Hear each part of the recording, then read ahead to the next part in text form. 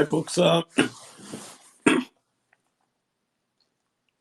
Hey, good morning, everyone. Wherever you're listening from in Nigeria, Lagos, Abuja, Port Harcourt. Welcome to a business paper review with me, Kalu Aja.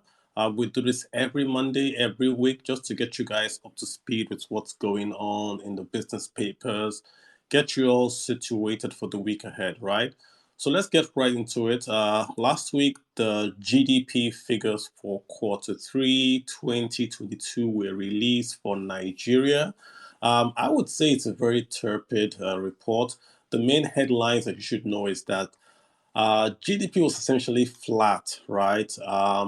For quarter three, the Nigerian economy grew by 2.25%. That's on year basis. Not really a lot when you compare it even to the third quarter of 2021, which was about 4%, right? So the economy is really slowing down. We're about 2.25. Remember, this is before the floods. This is quarter three, right? And the population growth in Nigeria is about 3%. So already we're growing slower than the population, and we haven't even hit the quarter four where we're going to have the effect of that flood coming. That's going to show really a devastation in terms of trade and the economy. So headline is that the economy grew, but grew at 2.25%, which is lower than population. So really, really not a good thing. What's the other main headline? It's the constant drop in oil production. The Nigerian economy, the Nigerian budget is predicated on drilling oil and selling oil, right? So as we are right now, we do not have enough oil production going out via the pumps. Quarter three, we are posting a very, very low figure of give or take about 1.20 billion barrels per day. Just for context for you, right? In 2020, quarter one, Nigeria was doing about 2 million barrels a day. That figure has fallen from 2020. Today, we're at about 1.20. That's 1.2 million barrels per day. So really, really, we're struggling. It's even better than what we were doing in the past due to the oil theft, but still, we're not yet hitting 2 million barrels per day. We are actually gone down from 1.7 to 1.6, 1.5, 1.4, 1.4. Now we're at 1.2 as at quarter three, 2022. But again, this does not capture the fact that NNPC has said that the pipelines are now pumping more crude oil and that they've arrested most of the steps. So we haven't gotten those new figures in. This is still quarter three, 2022. So as at that date, the oil production figures were very, very anemic and falling. What's the last data point from that GDP report? We look at where the growth is coming from, right? And again, I posted it on my Twitter feed, so if you don't just go in there, you can see the actual numbers and the infographics. But the Twitter feed just showed that Nigeria's growth is coming from the non-oil sector. Literally, the oil sector has been in a recession since, say, 2019. The oil sector in Nigeria has been negative, literally negative. So the growth that you're hearing about, the 2.2 you're hearing about, is really from the non-oil sector. By way of numbers, the non-oil sector is contributing about 94% to Nigeria's GDP in terms of the growth, 94%. And where is that growth coming from? It's coming from ICT, that's the telecom folks, right? And of course from trade. These are the two big boys that are basically growing. ICT and trade. They're just a trading economy, right? That's what we are. So when trade doesn't do so well as it's not having done in some quarters, the effect really, really shows. When agriculture does not do well, the effect really shows. But when we grow some sectors that are very, very small, like financial and insurance is very, very small in Nigeria, road transport also very, very small, we might grow those sectors, but because their size is not as big, it doesn't really contribute that much to growth. We have to grow agriculture, trade, and services, i.e. ICT, for there to be a noticeable change or noticeable growth in the GDP.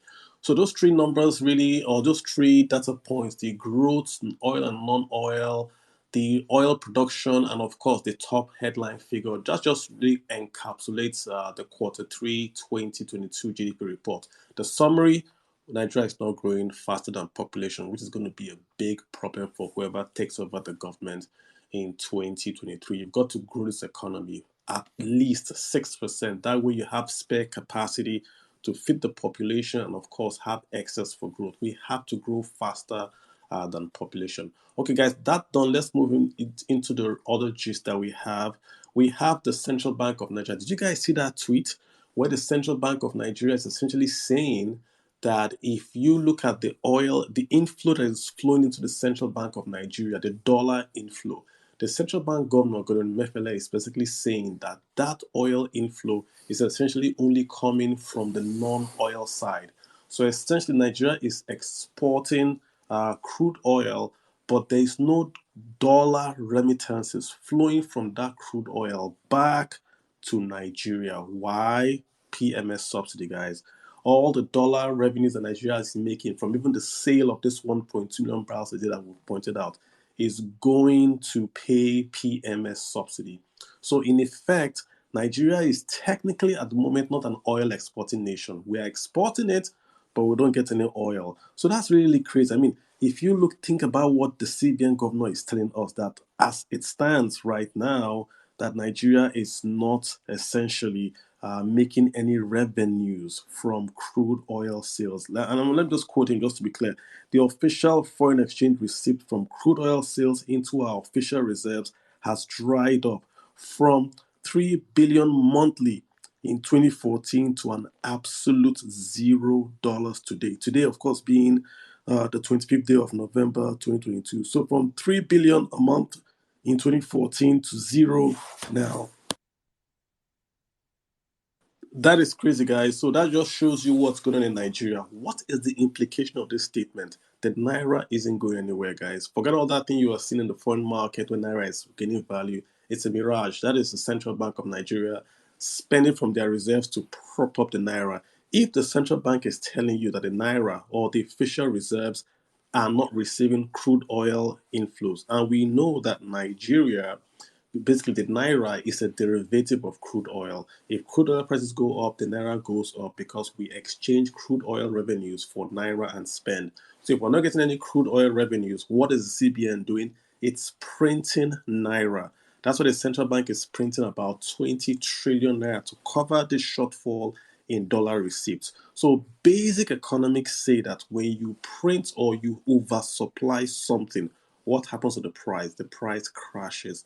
That's why the naira is crashing. We've printed 22 or so trillion, but we do not have any dollars to back up that printed naira. This is different from the debt. This is just the raw printing that the CBN is doing to back up the federal government of Nigeria's balance sheet. So that is pushing the dollar rate down, i.e., pushing the dollar, making it stronger and the naira weaker. And of course, this lack of exports of crude oil is also killing Nigeria. What is saving Nigeria right now is remittances. Remittances. And I believe that the CBN has to do something to attract more remittances. Otherwise, it's all over, guys. If we don't get remittances in here, it's all over. Remittances are coming in, but they're not going to the Central Bank of Nigeria. What that means is that when you send money home through your DOM account to your friends and families, you don't give it to the banks or the central bank. You give it to your own bank, you give it to your friend, you do P2P, you transfer crypto, but it's not going to the Central Bank of Nigeria.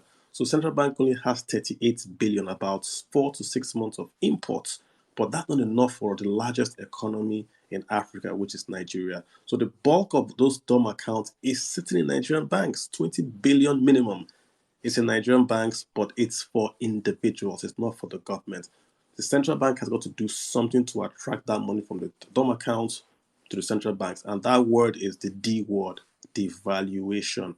When you devalue the naira, then of course you are attracting that money to go from the vaults to central bank. I'm not saying they will, I'm just saying they can only defend or devalue. They have to make up their mind. And like I said before, the real Naira policy, this change of Naira color will come after January. This change of Naira is not the real policy, it's just a precursor to the real policy. So by February, we'll really see what CBN wants to do. They're going to devalue, they've already told us that they're going to restrict the amount of Naira that they're going to pump out there. So if you restrict Naira going out, you are trying to soak up. It's like monetary soaking up of currency to try to push the naira value up, but it's not going to work because you still need dollars. You can't import with naira. You still need dollars. Can you fight inflation by restricting printing of naira? I don't think so, because you can still pay with your checks, you can still pay with POS. So you don't need cash to create inflation. Demand will be met by checks, by POS, by all that, not really by the cash. So I'm not sure what they're doing, but it is what it is. The other story we have is fuel subsidy. The government is saying, or should we say the IPMAN, the Independent Petroleum Marketers, they are saying that the fuel scarcity is going to persist till Christmas. Why is there fuel scarcity? According to what they are saying, the big ships that bring in petroleum, the PMS to Nigeria, they are too big to berth in Nigeria's port. So they berth on the high seas. Then the smaller ships go to the big ships, transload the diesel to the PMS, and bring it to the ports in Nigeria. The problem is that diesel price has gone up in price by almost 100%. So the cost of moving those ships from the ports, right, to the big ships out in the ocean and bringing them back to the port has also gone up. So because it's gone up, NNPC is the only one doing this, right? So no one else can do it. So it's unprofitable.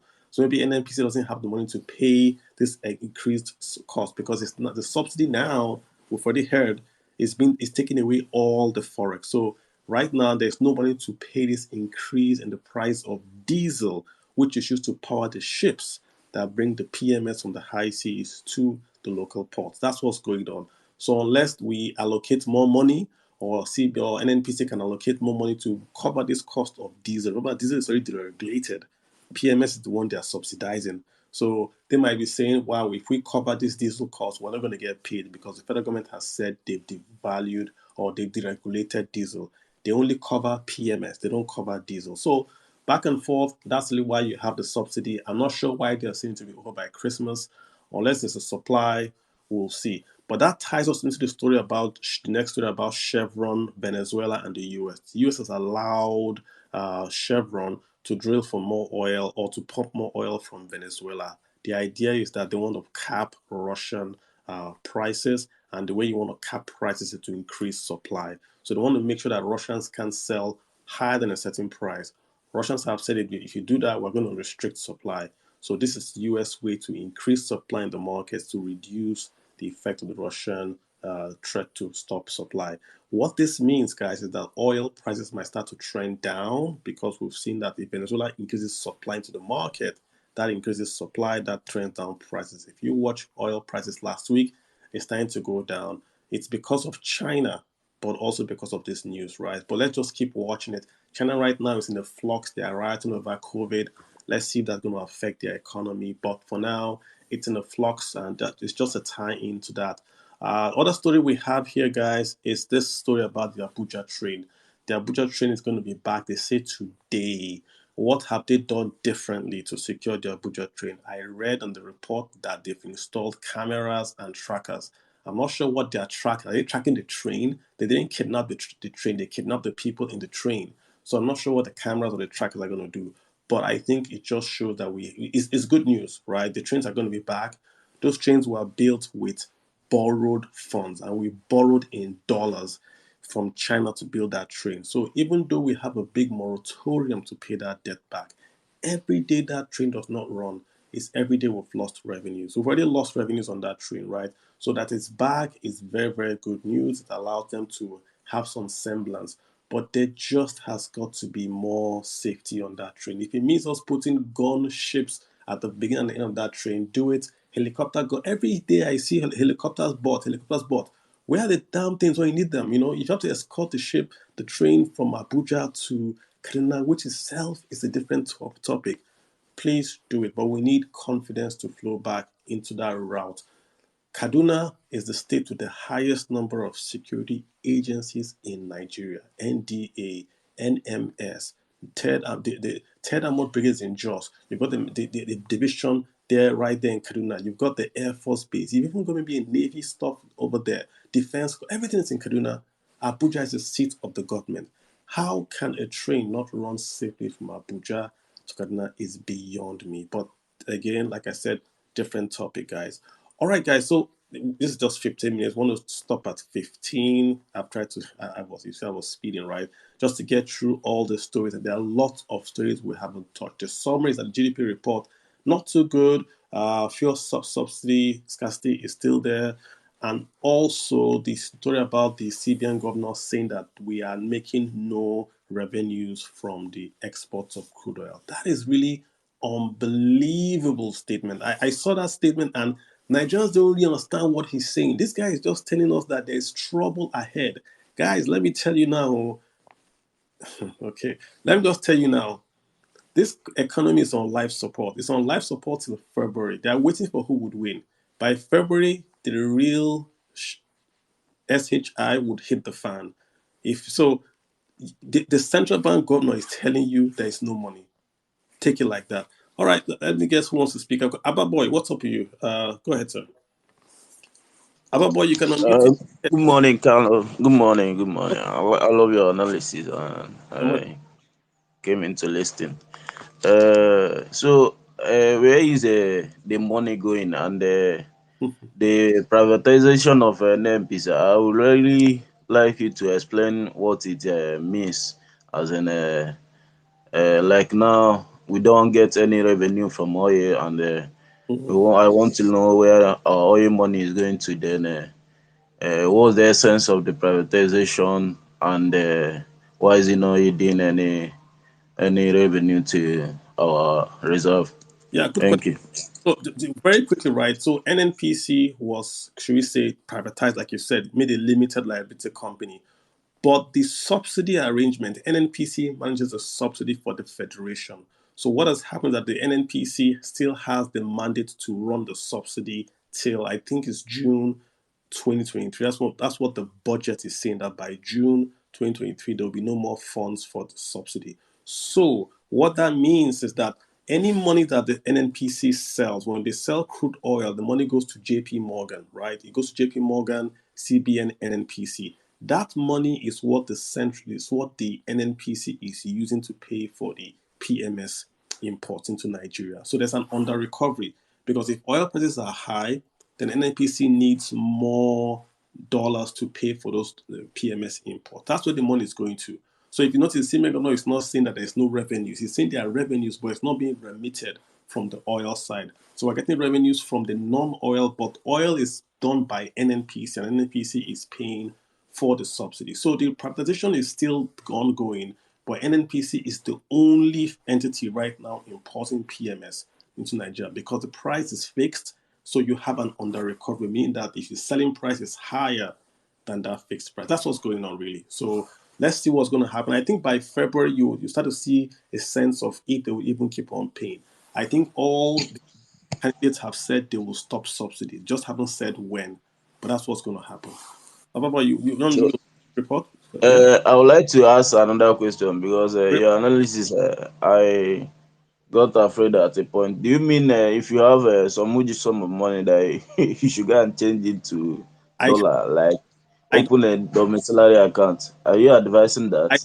I don't give Because I don't give advice. because I'm simply reading because what the central bank governor has said. He has said that the forex revenues remittance into Nigeria is zero. That's what he has said. So if he's saying that, that means that the pressure on the naira exchange will keep on going up because the naira is a derivative of crude oil sales. That's essentially what it means. So if you're not making any money from crude oil, the naira will still be under pressure. That's just what it means. All right, Ababoy. Let me get okay, thank you. Osaze sent, oh my God, Osaze underscore N. You've got the floor, sir. Yeah, okay, thank you.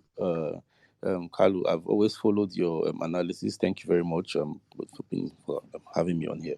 So, I feel personally, when I saw the news yesterday coming from the CBN via its governor, I felt a little bit broken. But I also thought that I think this particular, like you said, February, our shock absorber, we have just like say 2-3 months thereabouts Mm, before we know the real effects of whatever this means right now. It will mm, take a while. But I feel with the emergence of the two, or I think they said by December, we should have Port Harcourt refinery should be ready. I don't know what the output is going to be. mm, Dangote refinery should be ready next year. And I think they were in Edo State. I can't remember the name of that one too, but that's just, I think, about 10,000 barrels per day or so. It's not a lot, you know. I feel that we should just prepare for the worst. At the same time, there is hope, because in as much as we do not have so much money to keep buying, to keep paying for subsidy, and they're about to take off the entire subsidy funds away from the marketers and all that. The fact that that we are likely to have our own internal refined products ready for distribution in Nigeria might just be that stroke of genius we have been looking for, because I have always been on the school of thought that we should have stopped subsidizing fuel right from when we had that cry back in 2012. We would have been able to recover from that a long time ago. Yes, we were conned by the APC, or we didn't have enough information. Rather, let us say the PDP didn't do enough in explaining why they had to remove the subsidy back in 2012. You know, if they had done that, we would have understood why it should have been taken off. Because if we remember properly, in 2015, after President Buhari took office, that was pretty much the very first thing they did too. They also saw that subsidy was not logical. You know, they saw it wasn't logical. So I feel that Yeah, good point. I just want to stop so because other one speaks. I hear you. Your track is correct. But look at the only thing I'll say this. You're right. Kalu, I would like if I make comments so you respond to both of them. They're kind of related. Let me respond to him, then you can make it. Okay. So the point is right. I agree with what you're saying, that there's going to be, or already now, remember what I intro, that we're only talking quarter three. Quarter three is where the problem is, right? Quarter four, then it has said that the production has gone up in quarter four. And we know that oil output has also gone up also in quarter four. So there's some good news waiting in the wings. We also hear Dangote, like you said, is going to be starting in 2023. The problem is this. The real kicker is the price of international crude, not the refinery in Nigeria. The price of the international crude is the critical point in the equation. Even if we have all the refineries working, the crude oil is still going to be priced at dollar rate. They've said as long as we're not subsidizing, yes. Dangote would buy crude in Naira. What that means is there's going to be a loss of dollar revenues. But let's assume we make no loss. Dangote refinery would not substantially change the price of crude of the PMS in Nigeria, because it's only going to take away shipping. He's only going to take away shipping. He's going to get the crude oil, refine it, and then produce that PMS and diesel for Nigeria. So it's just the shipping that's going to go away. The real cost is the cost of international crude. So Nigeria has to say, are we all going to be okay taking away the revenues from crude and having cheap PMS? That's going to be a political decision. Just that's the point, right? And if I think we should be okay with it. I don't want the subsidy to go. I think the subsidy should be graduated. The poor and the transportation sector should not pay the international price of food. There should be a subsidy. But what is happening right now is that subsidy is going for everybody, including the rich. You can't have it that way. So remove the subsidy for the rich. It's very simple. If you have a Jeep or any car above, say, 1.5 kVA engine, or is it 1.5 liter engine, no subsidy. If you have, just had it in the UK, if you have below whatever engine, you get a subsidy. You have eNaira, you have NIN, you can link the NIN to your car, and you can say every poor person in quote gets 5,000 naira subsidy a month.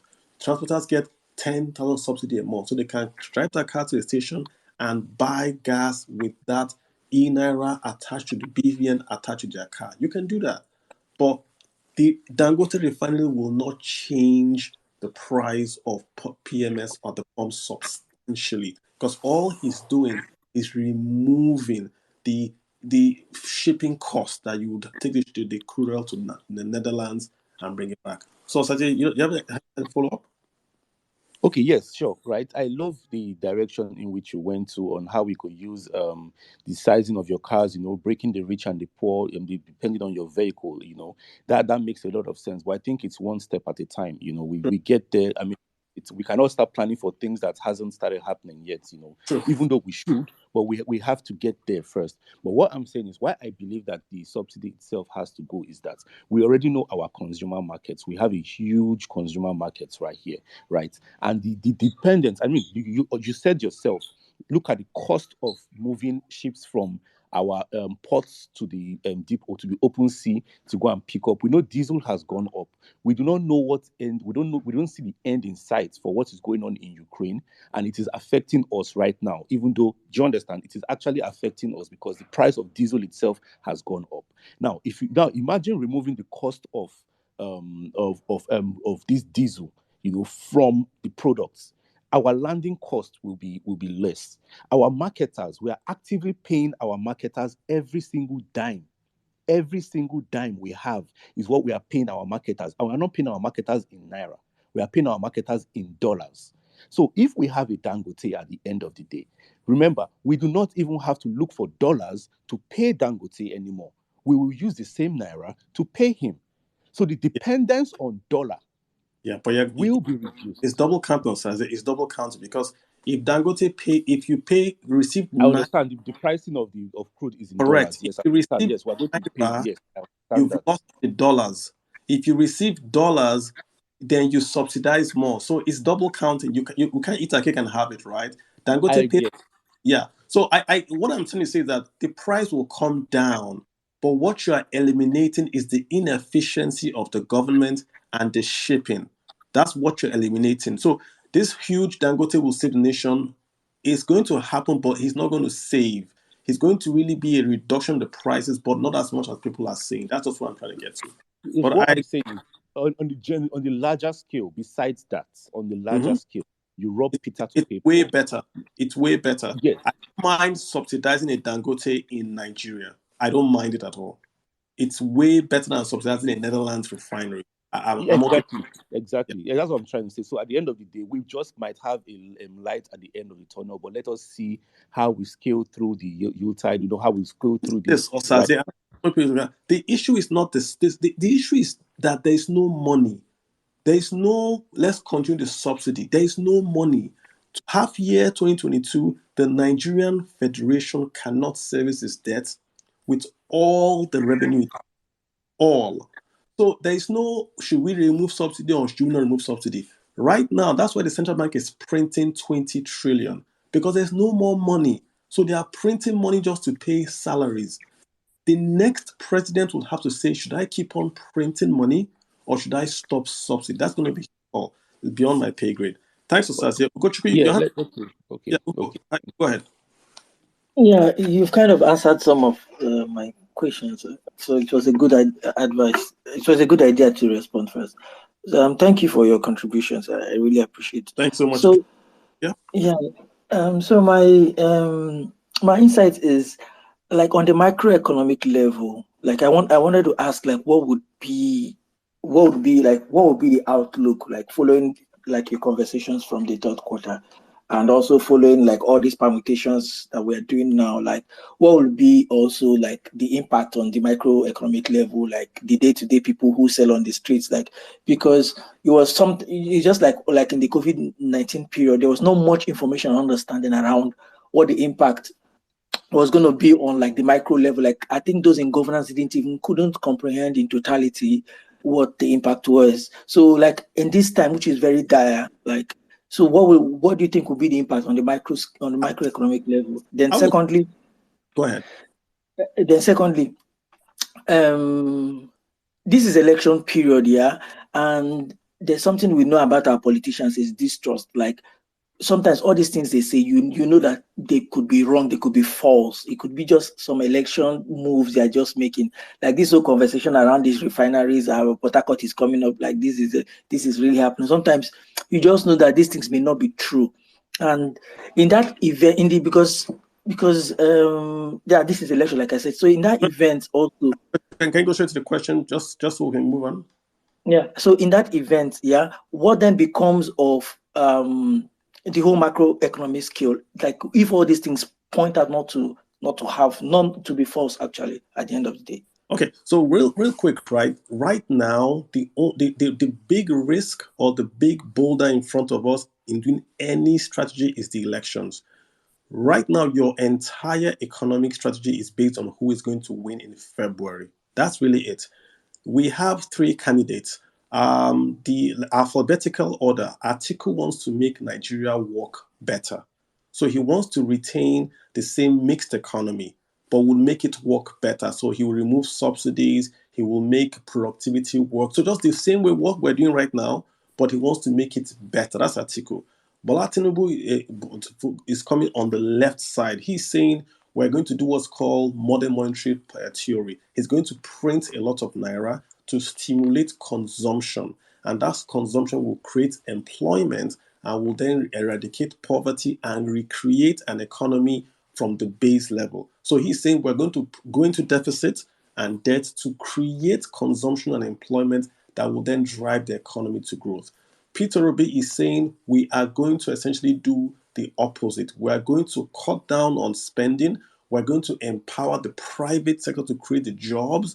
Then we will then allow that growth to then create productivity, which will then make Nigeria lower cost, produce in-house, and then become competitive. So three different models. You really cannot say what will happen till you know who wins in February. That's the thing. Whoever wins in February, there are some things that they are going to do. All three candidates or all four will have to stop the subsidy or reduce the cost of that subsidy because they just simply have no money. What about taxation? What about the energy policy? All this will depend on what they want to do. Most of them are saying things now that when they get into office, they cannot do because the economy will simply stare them in the face. You cannot print money. You cannot print naira without dollar inflow. You are simply going to cause inflation. Neither can you simply grow the economy without taxation. So they would have to marry and come from where they are to the center. All three of them, Atiku, Tinubu, and Peter Obi. It's a lot of work. But let me just say this, and I say this all the time. What Nigeria is missing is confidence, business confidence, not exactly policies, but business confidence. If you get the right guy in office in February, remittances will flow in. If remittances flow in, Naira gains value, inflation starts to wind down. So it's very essential that you address the top of the ticket. That top of the ticket is going to drive the economy, the macro and the micro. If you put the wrong top of the ticket, the macro and the micro will suffer before they get aligned. That's what I'll say, Gochiko. Let me get, I got Adeyemi. Adeyemi, hi, how you doing? Go for it. Hi, good morning. How Good you doing? morning, sir. Thank you for having me here. So about the crude, I'm just gonna ask a straight question. So in one word, you are saying if should Dangote refinery start working, we might be getting PMS easier, but at the same price, if not even more expensive. So I'm going to ask, should Dangote refinery start working, could they make this guy the only one refining? Like, can they do something of such, like making him the only one, the only refiner in Nigeria, something like that? No, you've asked a very, very good question. This is the point I'm trying to make. The problem with Nigeria is not the subsidy, it is the fixing of the retail prices. Once you fix the retail prices, then you have under recovery or over recovery. We have passed the Petroleum Industry Act. It should mean that there should be free entry and free exit. So someone like me, for instance, could export cocoa, and when I go to Netherlands, instead of asking them to pay me in naira, in dollars, I say, hey, give me a shipload of PMS. I bring my shipload of PMS back to Nigeria and sell it and make a higher margin. I can only do this if there is a free entry and exit and I can set my own prices. So when you pass the PIA, the issue is not the refinery in Nigeria, but at what price can I sell? If I can sell my PMS at any price, it doesn't matter where I refine it. I would find my way to reduce the cost. Do you get the point? But in Nigeria, if you say you must sell fuel at 50 naira, then you have under recovery. Then Dangote can then go to the government and say, oh, NNPC already owns 20% of Dangote. Hence, I want a subsidy. Maybe I shouldn't pay import duty or I shouldn't pay this. This is the point. It's not the refinery that's going to reduce the cost of PMS. It is the price because the price attracts supply into Nigeria. All the refinery will do in Nigeria is eliminate shipping. So you don't have to ship your fuel, your crude oil back and forth. You don't have to insure your vessels. But crude oil is still priced in dollars. Let's assume we price it in Naira. Dangote will buy it in Naira, right? At what price would he refine and sell? Is it going to be at Tenkobo? It's not. He still has to pay for refining. So at what price is he going to do? Is it going to be higher than that fixed price or lower? Is the price open for anybody? So Julius Berger, for instance, could say, okay, when we build your road, give us crude oil. Then Berger will take that crude oil to Germany and refine at their own price. Let them sell at their own price. When you have more supply, the price goes down. It's not the refining that is going to reduce the price. It is the entry, the free entry and exit of players. That's how economics works. Yeah, thank you. Very welcome, bro. Babatunde, we've got you on the floor. So Babatunde Adebajo. What's up, sir? Yeah. Hi, Kali. Thanks How you doing? for this. Yeah, very well. Two things. You spoke something I was on my mind, which is confidence. We need FDIs and portfolio investments to come back to also cushion what remittance is doing, so that Naira can now be breathing space. But along that line, what do you think can be done, considering the fact that CBN tried to incentivize people to pass their remittance through them, but it didn't work? Yeah. What would be your own thought around There are only two ways you do this. Only two ways. You defend or you devalue. When the CBN is paying people cash, right, to inflow dollars, what they are doing, they are devaluing the Naira. Because they are saying the official rate is 446, right? They are going to pay you 20 Naira, meaning that they made the official rate 480. That's what they've done. It's a devaluation. But it's a devaluation because they want to attract dollars. If you want dollars to come to Nigeria, you have to devalue. There is no other way around it. No other way. You have to devalue so that the guys in Houston, China, and London will then see an incentive to take their dollars out of the bank account and send to Nigeria. If it's at 446, why would they do that? If you put $1 in a bank in America, you get about less than 1%. You're going to be like 0.30, 0.20 if you put your money in the US. Same thing in the UK. UK is even worse. Japan is maybe negative. You pay the bank to keep your money for you. But in Nigeria, you get as much as 8.5 if you buy a bond. If you do a money market fund, you get as much as 3% for dollar. But why would they take the risk to take that money out of the bank in Nigeria in America to Nigeria? The premium is still not much. But if you devalue, then you are giving them an incentive. They can take that money into Nigeria, change to Naira, and buy an asset or a commodity. Then it makes sense for them. If you keep it at 446, you're wasting your time. Again, look at the P2P volume in Nigeria. It's more than what CBN is getting. Why? Because at P2P, you sell at your own price. So the only way CBN does this is if they devalue. I'm not asking they devalue. I am simply saying this is how economics works.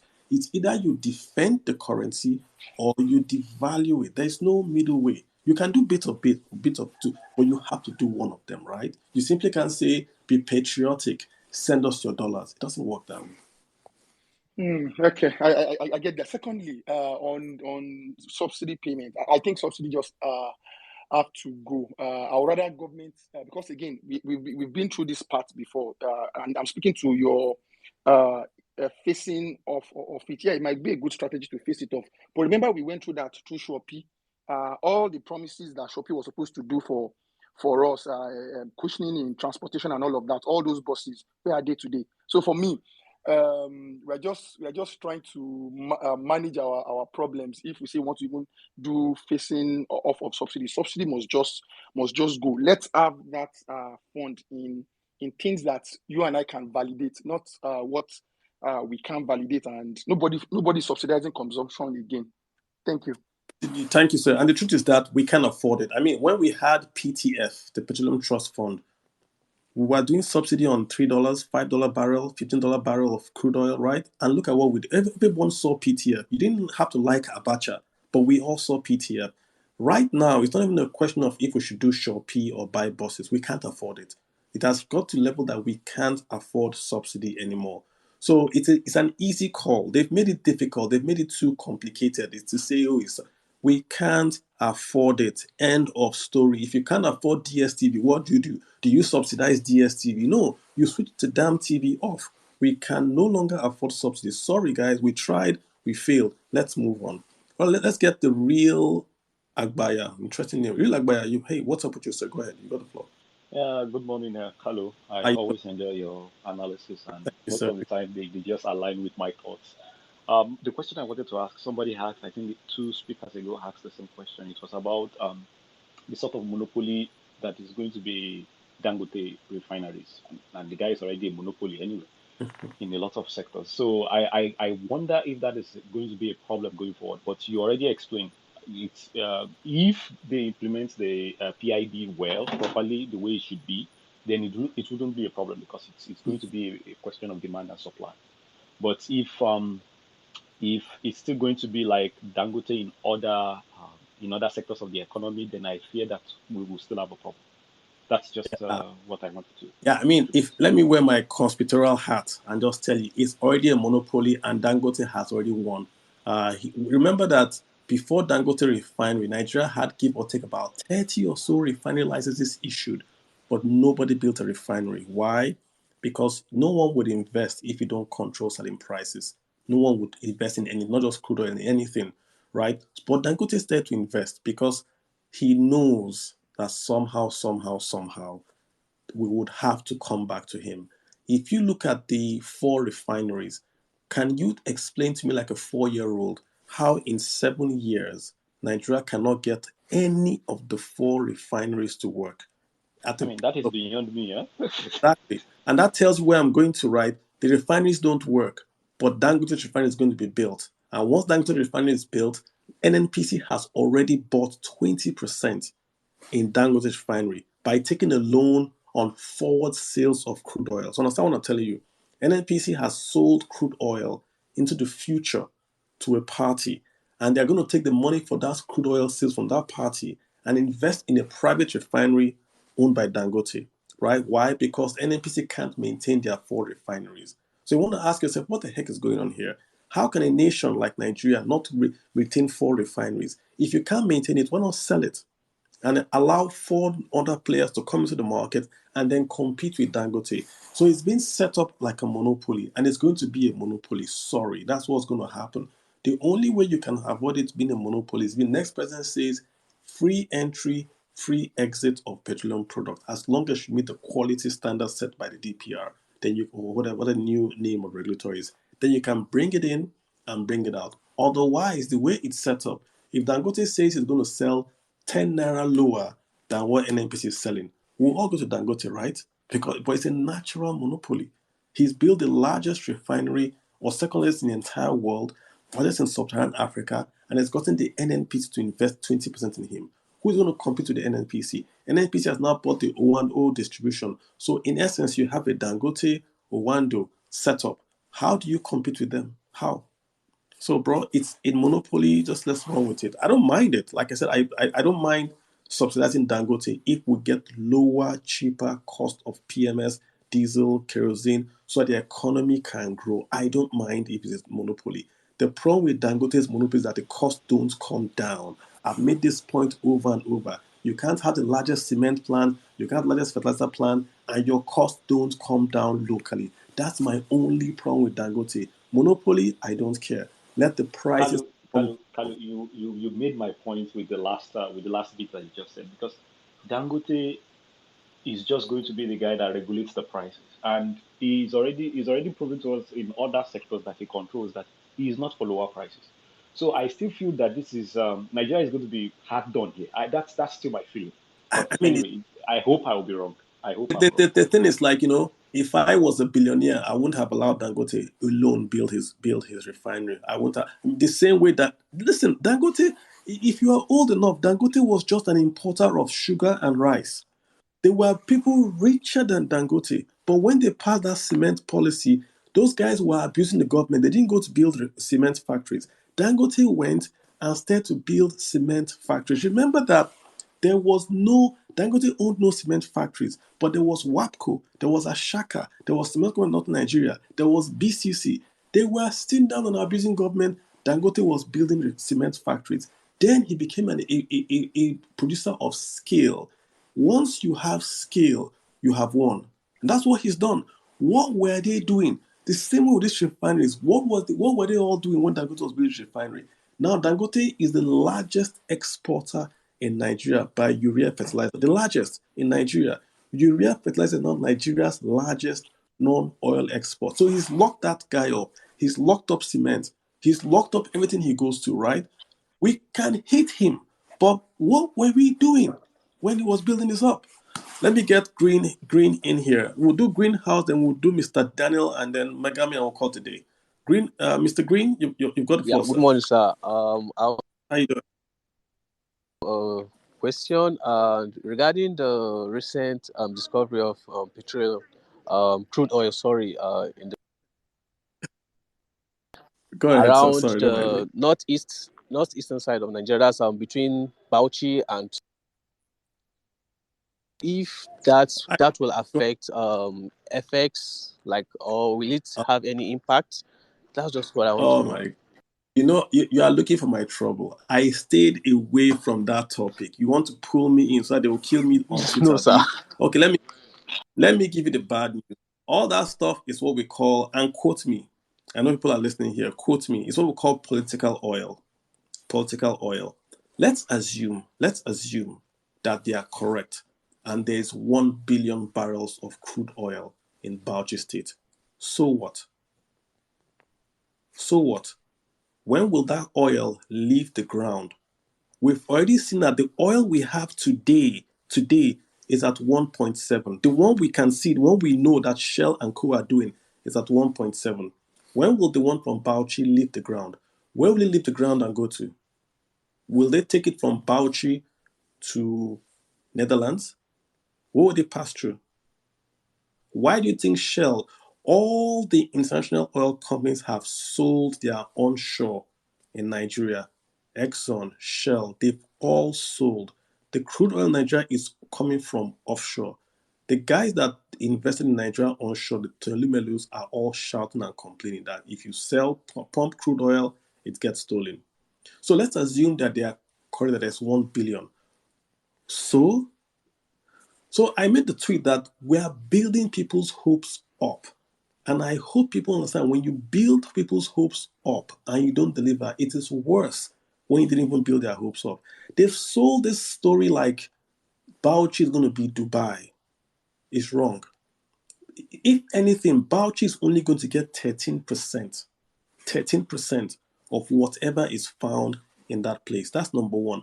Number two, the time to get that crude oil to market, it's so long that it can't affect the price of exchange of dollars naira in the next medium term. It can't, because you simply can't export crude oil today and get money tomorrow.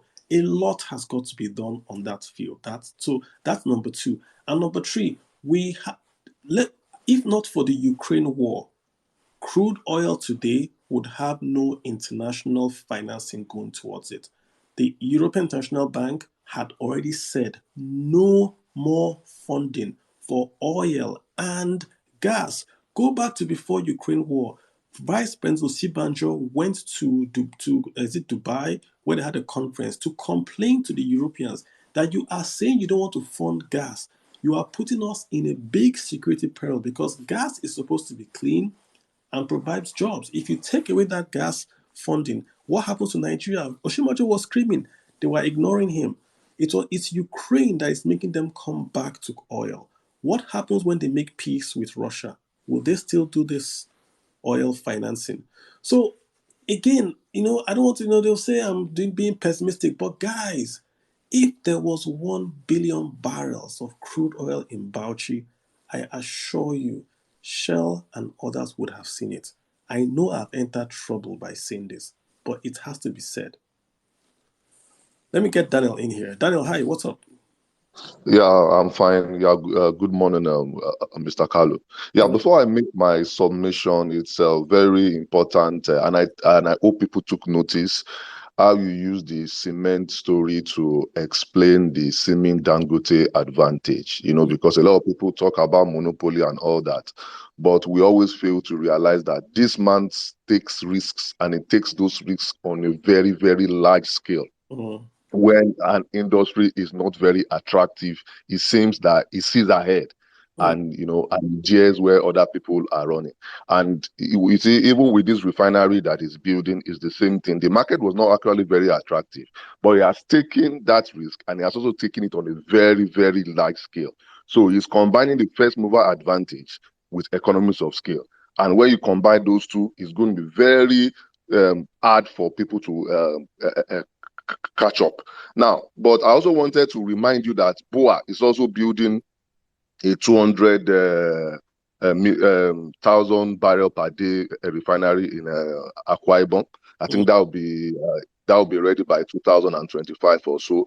But like you said, Dangote is still going to be the biggest player, and it's going to dictate what's going to happen in the market. But that monopoly is not just falling on his laps. It takes certain risks, and it takes it on a very large scale. Now, so what I actually wanted to say is that you've established something very important, and that is without improving confidence, we cannot attract certain inflows. And to improve that confidence, there should be less uncertainty in our market by improving stability. And you've also established that it's either we devalue or defend. But the truth of the matter is this: even if we wanted to defend, I don't actually think we can defend, because the market will always win. You also established that the P2P market is actually a larger market. And that P2P market exposes our official market as our naira being overvalued. And people that want to bring in money will see this. And that will also discourage them, even if we wanted to devalue. But when you also look at the P2P market, you will see that there's a very high speculative content in it. When you see the way our naira swings, just based on rumor. So that means sometimes it's not also tied to certain fundamentals. So what I actually wanted to ask is this: will managed float be a solution where you set a floor and you set a ceiling, and you allow the market to somehow dictate what is going to happen, and maybe with that you can improve confidence, discourage arbitrage, and by that we now set a real value for our naira. Thank you.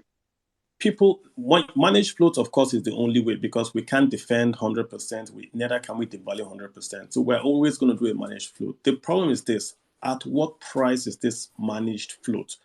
Now, people that want to inflow dollars, right, will ignore profit for safety if the rate is okay. Right now, the rate in the CBN is 4.66. The rate in the market is about, maybe let's say, 7.50. That's too wide a gap. If it was maybe 6.50, many people would ignore 7.50 just for safety. So if a corporate abroad wants to send money, it can take 6.50 and say, ignore the 7.50 boys. It's just too risky. I want to have my capital importation certificate and get it at 6.50, and that would happen. But at 4.66, it's simply too low. What I mean is this: if I want to invest in Nigerian bonds and I bring in $1 billion, it'd be $1 million, I get 4.66 million naira. But if I do the exact same thing and I bring it in through P2P, I get 750 million naira. The disadvantage for me with the 750 is that to take it out, I cannot play in the CBN FX forward market. But I bring in 750. I can do what Julius Berger is doing. I can buy cashew nut and export and get my dollars back. So as long as that gap is too much, it will not encourage people to go to CBN. So CBN has to close that gap. It closes that gap by encouraging exports, or it devalues. You can't close that gap by threatening, by doing all these administrative actions. You are wasting your time. In the past, you could, but now Nigerians have options. You see what they've done? They stopped Aboki FX. They stopped transfer. They stopped IMTO. What did people do? They went to P2P. Can they stop P2P? No. Can you stop crypto? No. Can you stop me bringing in 500 naira into my pocket to Nigeria? No. Nigerians have options. There is something called the internet. You can go online on your phone and you can trade in Forex on the international market without going through CBN. So CBN is wasting its time. They have to have a real appraisal and say, okay, let's have two markets. Our oil market, we will sell at around 466. But this import-export market, you guys can sell at whatever price you have. Make it for remittances. Say remittances, people can bring in their dollars at whatever price they want to bring it in. Is their money happy? Bring it in and sell. Do you know what happens to your dollar rate? The dollar rate will crash. Why will it crash? Because there will be an oversupply of dollars to that market. When dollars goes into that market, the price will fall. Markets are funny. If you stop people changing dollars, the price goes up. If you tell people any price you want, sell, the price will come down. CBN is still not understanding this market. They are smarter than me, but they are doing like they're not smarter than me. You have to allow people to bring in dollars in and out. Once people know they can bring dollars in and out, the price will crash. It will not go up, it will crash. Let's get Lifted in here. Lifted, what's up with your cool Lifted? What's happening? All right. My question is in regards to the Dangote project, yeah, and of course about the BUA upcoming one. So, what will be the fate of the national refineries in the forthcoming government? Because at the end of the day, if these two giants, Dangote and probably BUA, comes up to take monopoly of the with their own refineries, so does it mean the national refineries are completely dead and gone?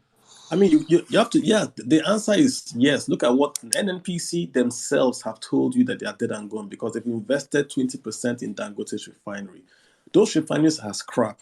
What I mean, they are scrap. They were built a long time ago. They haven't been maintained. So it is cheaper if you have the money and you build a newer refinery now, you are going to produce crude at a lower price. So if I was an investor, I wouldn't repair those old refineries. I would scrap them and build brand new refineries on that exact same site, which is cheaper, and I can do my operations at a lower cost. So the problem is that we've simply had them for too long. When were they built? When were those refineries built? We remember we don't maintain.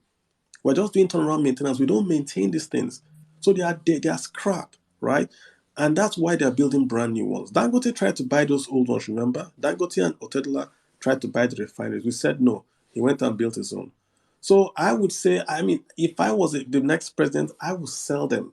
I wouldn't even try to fix them. Sell them to whoever wants to buy them. If you buy them, you get the crude allocation, all well and good. But I wouldn't spend a kobo on those refineries anymore. It's a car. If you have a car from 1970s, you keep on servicing that car, or you go buy a Tesla.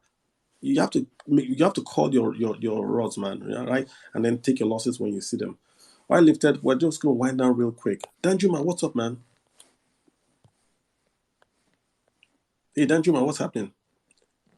Danjuma, you're going to unmute and speak.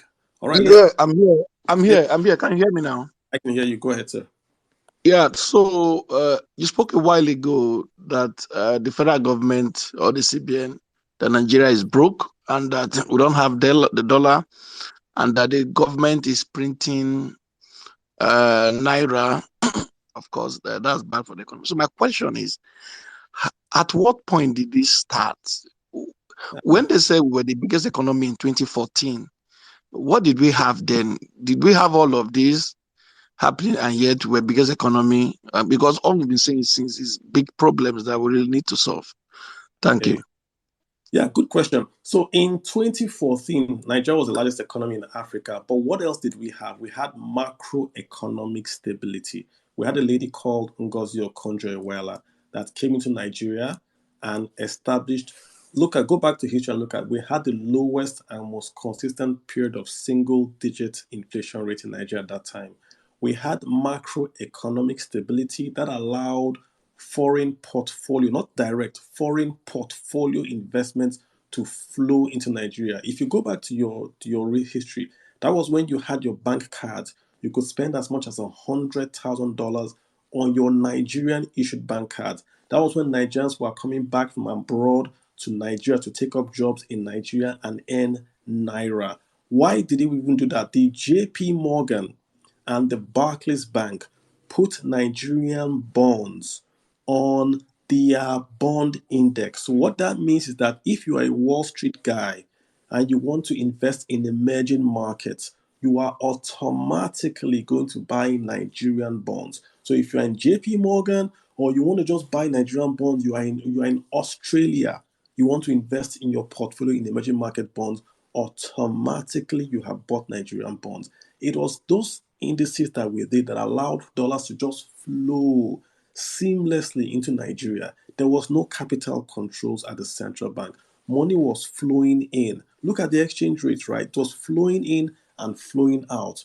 Once 2015 occurred, what did President Buhari do and the CBN governor? They instituted capital controls. They said they did it because there was a recession and they wanted to keep dollars in Nigeria. But that was a big mistake, because once you tell your child today, don't touch that stove, what will your child do? He'll go and touch the stove. It's just like economics. If you tell Nigerians, don't hold dollars again, what will Nigerians do? They'll go and hold dollars. So we did the wrong mistake. JP Morgan and Barclays took Nigeria off the bond index. That then meant that we no longer got this free flow of dollars into Nigeria, which means we only had to rely on remittances and crude oil sales. But remittances, instead of us to go and beg the Americans and say, please bring your dollars in, we're there to give them laws. You can bring dollars in, but you can't take dollars out. You can take cash in, but you cannot transfer out. Remember, we had almost 33 circulars from the Central Bank of Nigeria on Forex. That killed confidence in the Nigerian Forex market. So many diaspora guys ignored the market and went to P2P. Then we lost remittances. Crude oil has been killed by the oil theft that is going on. So we lost the FPI when JP Morgan left. We lost the remittances by all the circulars that CBN was doing. Then we lost the crude oil revenues by the oil theft. All the sorts of Forex dried up. That's why in 2022, you have your dollar exchange about 750 and no longer 135 that you had it in 2014. It's economics. The data is there. Go back and look at it, Danjuma. That's what happened. It was not magic. All right, I've got the great Ike. Ike Chike, what's up with you, bro?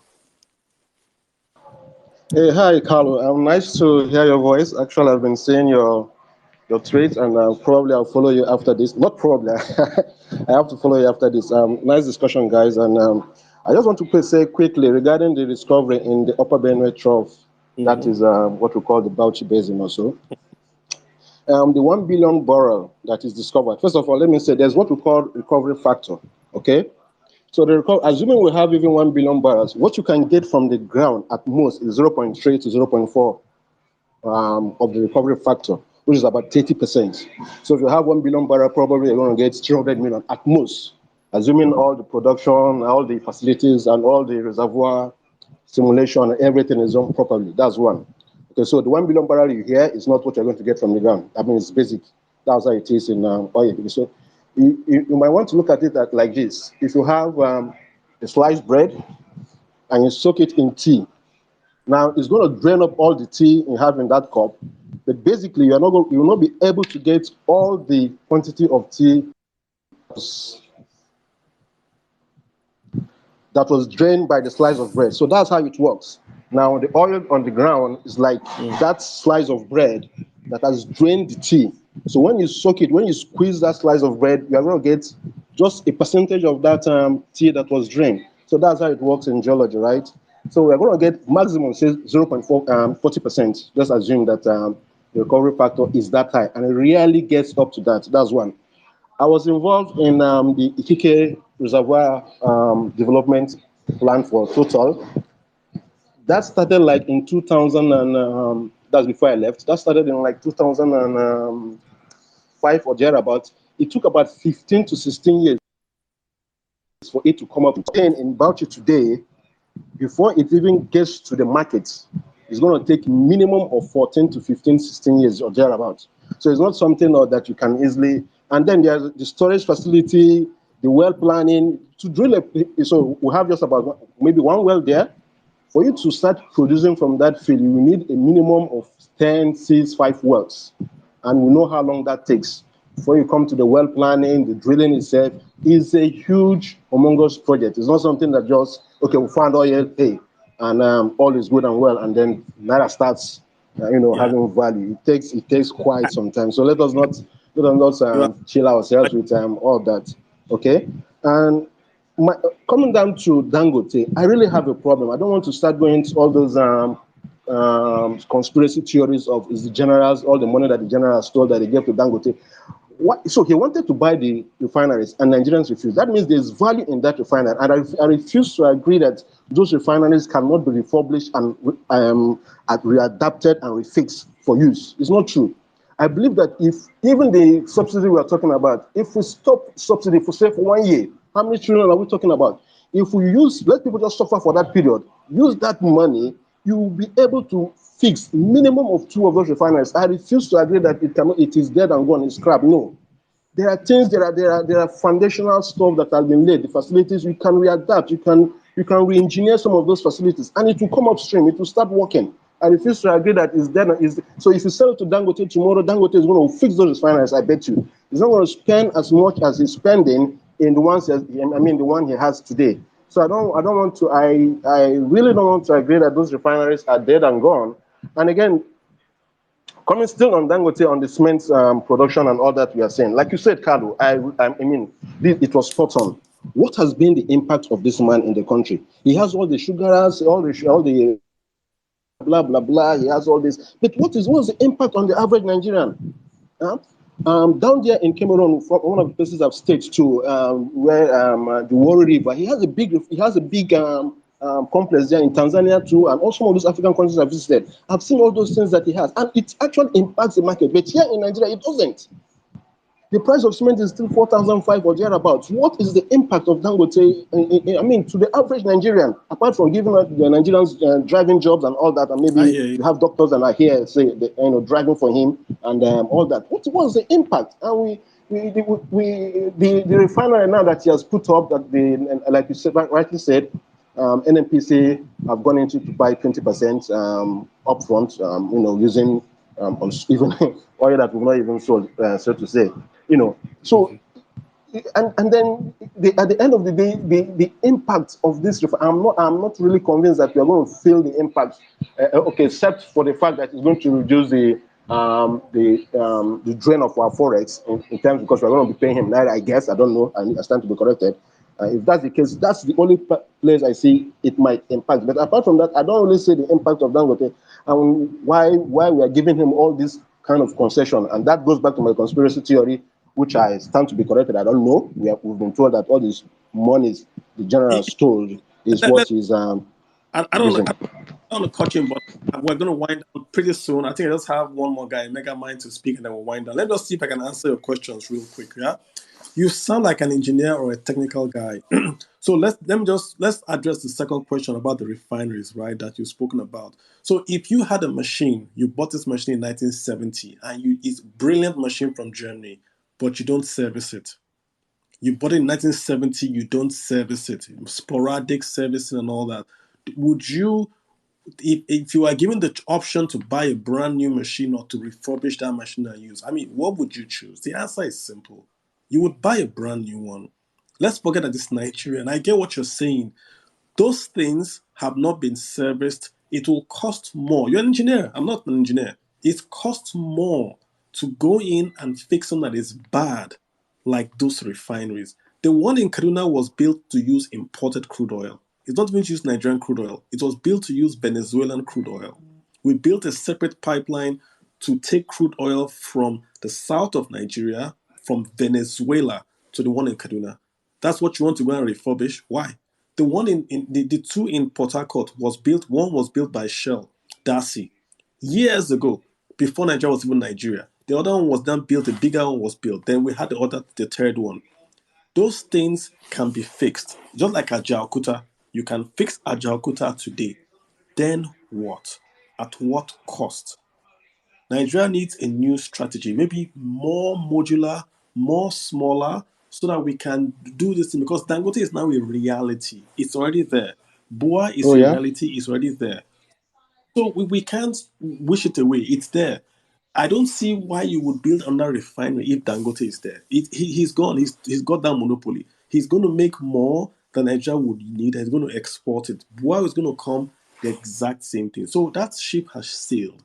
To take money now to push those refineries is to take good money to chase a bad refinery. You're an engineer, sir, so you would know better than me. But I think that time is gone. It's gone on those guys. On that oil well, you see the point I made about the oil wells, that we're raising the hopes of people for politics. This is more like you want to get the votes in Bauchi and in the north. So you are saying there's crude oil in the north.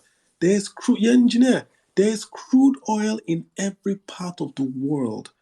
Oh, definitely. So the problem is that so if you had me well, what I was saying, that we should not start raising the hopes of people and then all that. Even if that quantity, the 1 billion. I hear you completely. What I'm just trying to say that there's oil in every part of the world, including anywhere in the world there's crude oil. Is it commercial? Can that oil? You've made the great point. How long will that oil come from where it is being drilled to the market? It's not going to happen in 1, 2, 3, 4, 5 years. So why are you making this thing like we found oil and tomorrow Bauchi is going to get 13%, so vote for us? You are raising people's hopes. And if you don't deliver on those hopes, people are going to be more angry. There are people, I saw a guy, a tweet in Bauchi that someone said that the house price in Bauchi has gone up because oil companies are going to start to come and rent houses. Why will the oil company come and rent houses? Why today? Why will they come? But let's leave that as the second thing. The last one about Dangote, my issue with Dangote, and I say it again, his costs have got to come down.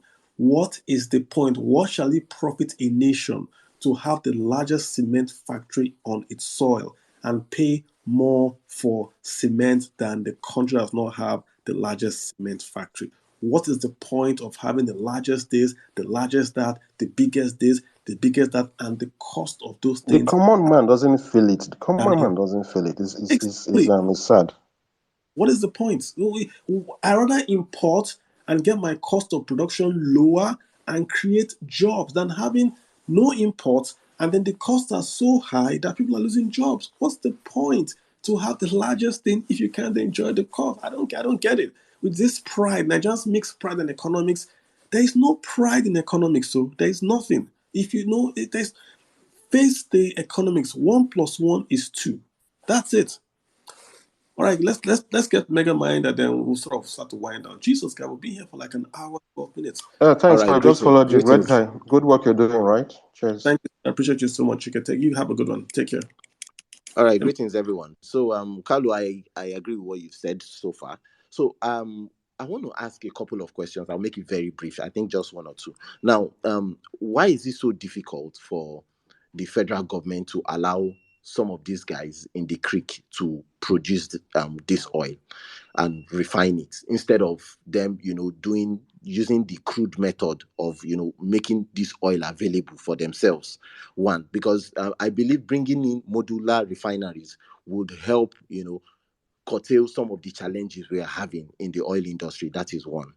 Now, as you rightly said, and the other speaker said, Dangote's impact and influence is so minimal, and he said it himself, which is one of the things he said. The couple of places he's traveled to, which a couple of my friends who have listened to, who have met, said this, that the cost of cement in some of these countries are way cheaper.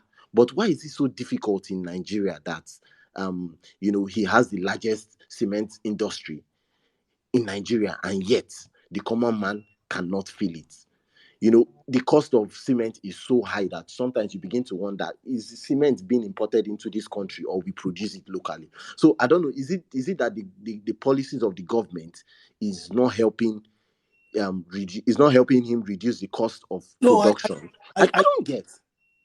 I just think it's just there's a bit of it's not corruption as the word, but it's a bit of creating a monopoly to benefit the guys that pass the laws, right? The modular refineries, that should be it should just be easy to do. You go to those guys in the creek, you say, we're going to give you money. We're going to tell you where you're going to import the 10,000 barrel modular refinery. You guys would own it. We'll give you the marginal fields. You guys would only make kerosene. Don't even make PMS, just make kerosene. And they make this kerosene and they can sell kerosene. Number one, you've created jobs. Number two, you've made them shareholders in that oil business. So many stones are killed with one, many birds are killed with one stone. But we don't do it because it's competition. with rent seekers don't want competition. That's how you make money from rent seeking. So because if you allow those guys in, then you are killing someone's business as is to import PMS, all that kind of stuff. That's what I think. Why should they not be able to do a modular refinery? It makes no sense. They should be able to do it. But the South guys seem to want to do or give us what's it called, amnesty money, and then we're okay. And I don't know why they should want to take that. That's one. And the second part, again, we can overflow this issue. I still say the same thing. There is no point if you're the largest fertilizer company and the cost of fertilizer in Nigeria is more than imported. If the imports are cheaper, they should come in. Otherwise, the government should make the cost of production in Nigeria lower so that we have an advantage. But if you are killing Nigerian SMEs because you don't want to import, it makes no sense.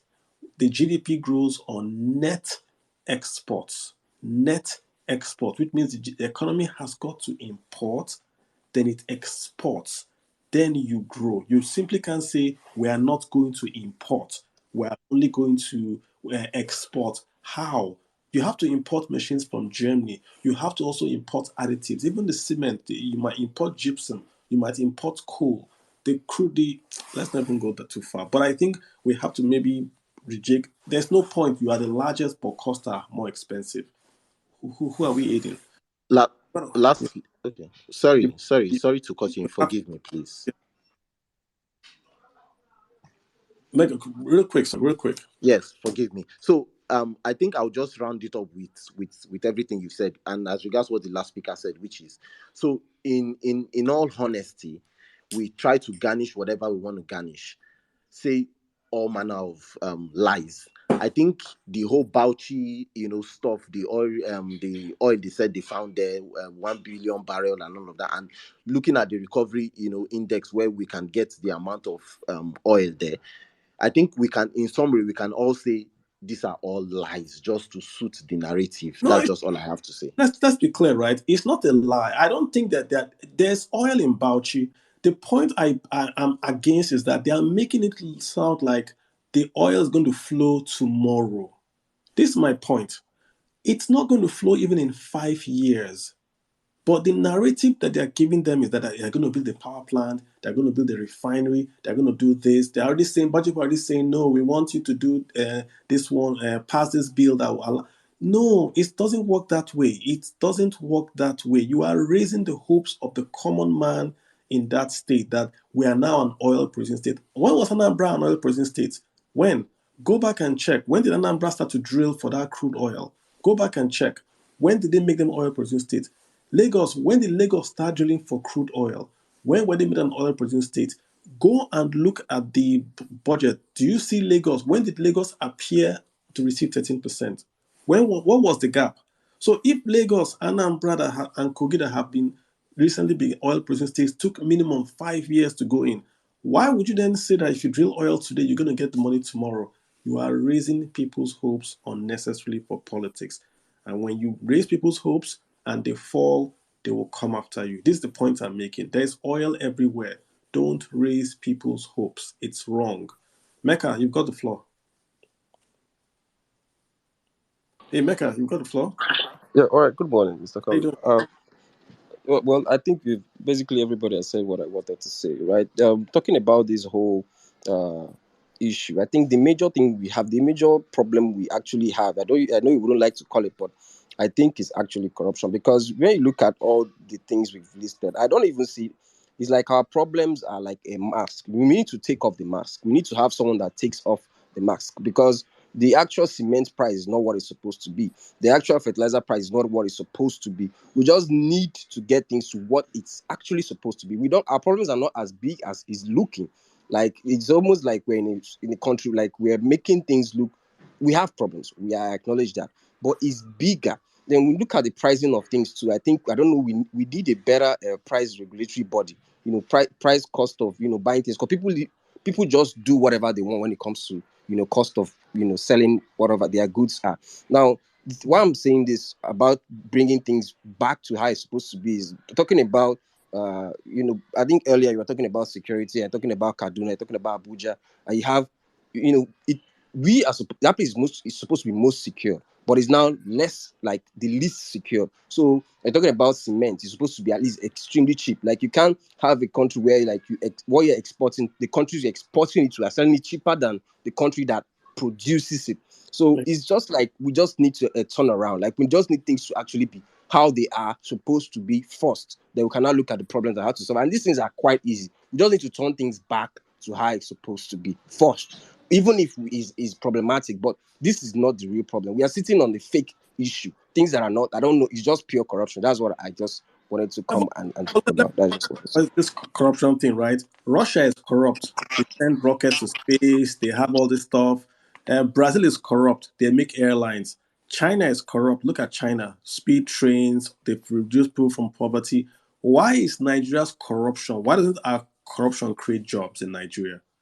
Who's not in America? They arrest people for corruption also. Even in Norway, they arrest people for corruption. Why doesn't our corruption create jobs? That's just my problem. It's just lazy. Our corruption is corrupt.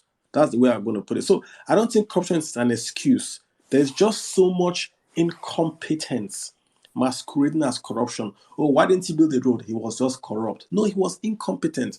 If you don't get the right people there, nothing's going to change. That's what's my take. If you get the right people there, then you start the process of change. But if you just say anyone that has money can become a senator or a councillor in this country, anyone can just wake up, he has money, he contests, he wins, then what laws would he pass? What laws would he pass? Make I hear you, bro. Let's start to wind this talk. So, Ayodeji, hi, Mr. Ayodeji, how you doing? Yeah, I'm fine, Kalu. Nice one for what you've been doing so far. Hey, cool. Without flogging the Dangote issue, I just want to chip in one or two things. So recently, I was privileged to be part of a team that reviewed the evolution of the cement industry in Nigeria. Sorry, I'm panting because I'm working actually. Oh. Now, the issue is that 60% of cost of production of cement goes to power. That is a fact. Mm-hmm. So I think that's where the real problem is.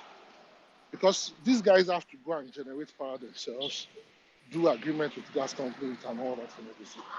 I know you understand all that. So don't let us flog Dangote too much with the price of the cement and all that. So in those countries that he operates and the prices are lower, the power does not take 60% of cost of production. So they import other things to produce in those countries.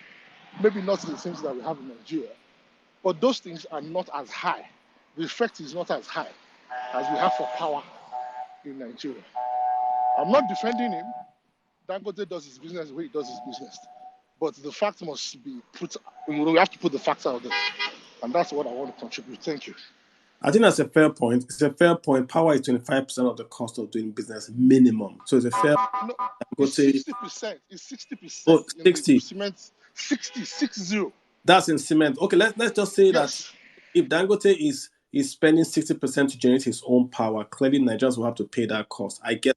I'm not going to argue with it. It's a point we made. I think the only point that will come back to you to say is everything that he does, even the ones that don't need power, he still has high prices. I mean, what's the cost of power in the urea side? What Yeah, I understand that. Like I said, I was just part of that group that reviewed the evolution of the cement. So even when I saw that, I was shocked because I used to be like, why is this thing so expensive when we produce it locally like 100%? But when you bring a 60% cost for power, 60% of your cost of production is power. And we all know how power is in Nigeria. So like I said, I'm not defending him. I'm just putting the facts out there for us to, fair analyze point. with that.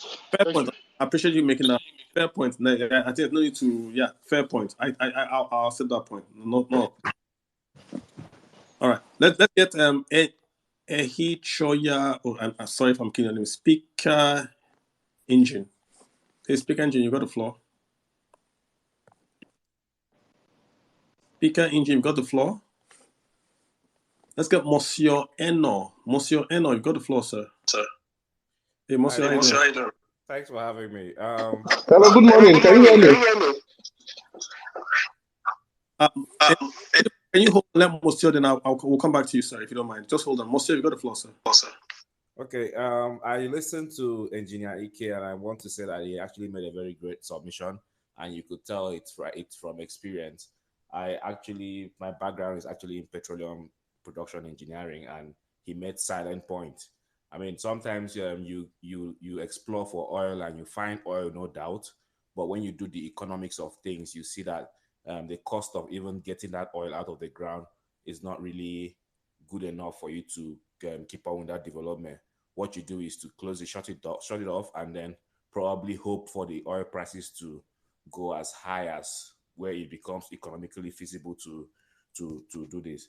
So I think, like you said, it would be disingenuous if the government is just raising people's hopes and making all those conjectures and calling those big numbers. At the end of it all, the economic feasibility of the oil being found is not really good. And there's something they actually did with the new petroleum industry bill, which I think goes to suggest something like that, because they have to, the Niger Delta still has to fund the exploration activities and contribute to the development of that. So it's going to be like a waste of resources if you're pumping in money to find oil in that basin when it's not really economic.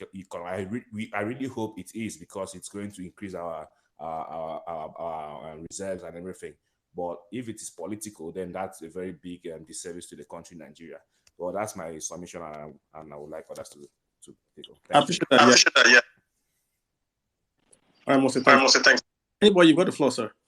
Yeah, okay, good morning. I'm going to quickly just touch on two aspects.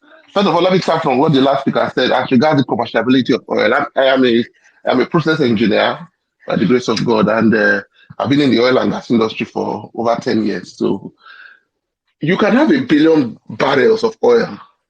If oil sells at $30 per barrel, that oil is not commercial, even if you have 1 billion barrels. I don't know if you are getting me. We are assuming now that the oil is already flowing. We are already pumping oil. So, like what he said, that's what you call abandonment. Once the cost of production of the oil or the cost of production of the oil and sending it to the market is higher than the profit margin. At the end of the day, when you do your economics, it doesn't make sense. You abandon the well. So it supersedes just discovering oil. You understand? It supersedes that. I for one believe that the oil is political, because in 2015, they discovered oil. In 2019, they have discovered oil. In 2022 now, so anytime there's an election year, they will discover oil in Gongola Basin. I'm not saying there's no oil there. You understand? I'm saying that they have just blown it out of proportion, one. Two, I believe they know that what the deposit they have found there is not as lucrative as they're painting it to be at the end of the day. Because that oil is located somewhere in the north. There's an issue of piping that oil out of the country, which is a mega project. If you are anywhere you are going to take that oil out of the country from, it's a mega project. That is one. So let me leave it at that. Let's go back to the issues of the refinery or the cement factory quickly.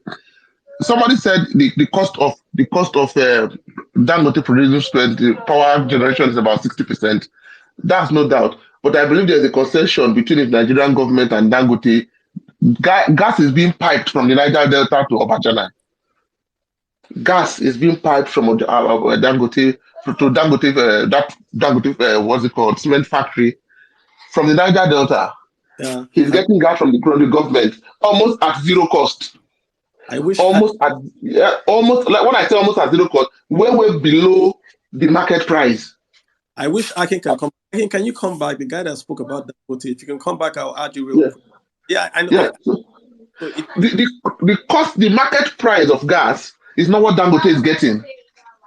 The same concession they are giving to him in this refinery. I don't know if you are getting me.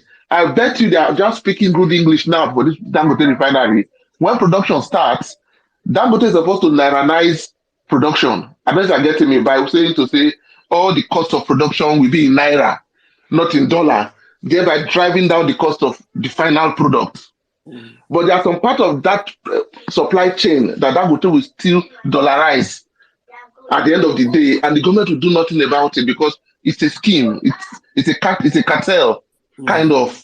the Nigerians have been here. That is why Boa found it difficult to get his license, because he was the only person that, for a large extent, when you had the sugar crisis 2 years ago, the letter himself and Dangote wrote that the area kind of settled. I don't know if you heard of that crisis.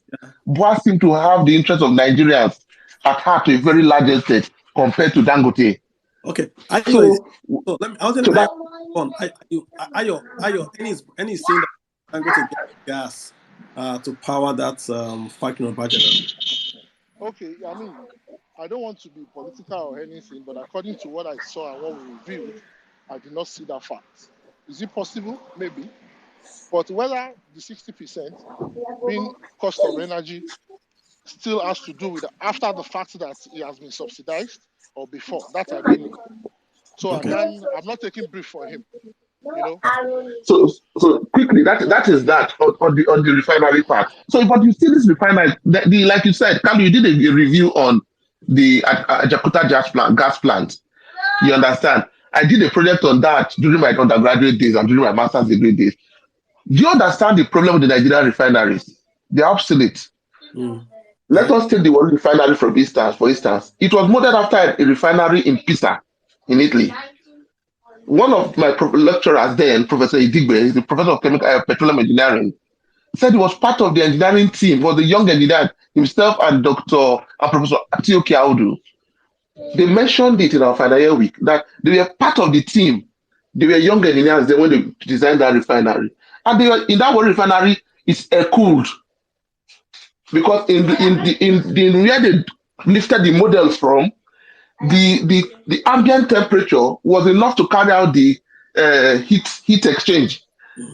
So they modeled it to like modeled Warri in that line. So these are core technical issues. For you to make Warri work, you have to solve the cooling issue, which is like this carrying out a heart surgery for an 80-year-old man. So that's the best question for you. You understand? So it's better you scrap the same Kalu, the same suggestion you are giving for Jakarta. Please spread it to the refineries. You understand? Spread it to the refineries because it won't work. It will come. It's just like an old vehicle, an old woman. Even if you rub a pancake from now till tomorrow, when the pancake starts wearing off, it will show. So it is cheaper for us to scrap it. And the people that are buying Dangote, those are our refineries, are not buying it to use it the way it is. They are buying it to scrap it and form smaller refineries. I don't know if you're getting me now. Sure. They are buying it. It's like buying a V6 engine to put in a Golf 4.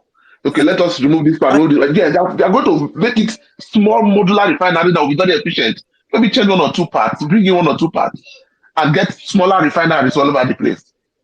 So the Nigerian government, they know what to do, Kalu. They don't want to do it because they are making money. Turnaround maintenance, you get $30 million, $40 million. That money is going to private pockets, kickbacks, and all of that. So we should not even go the like. I started following you when you gave that expose on Ajakuta.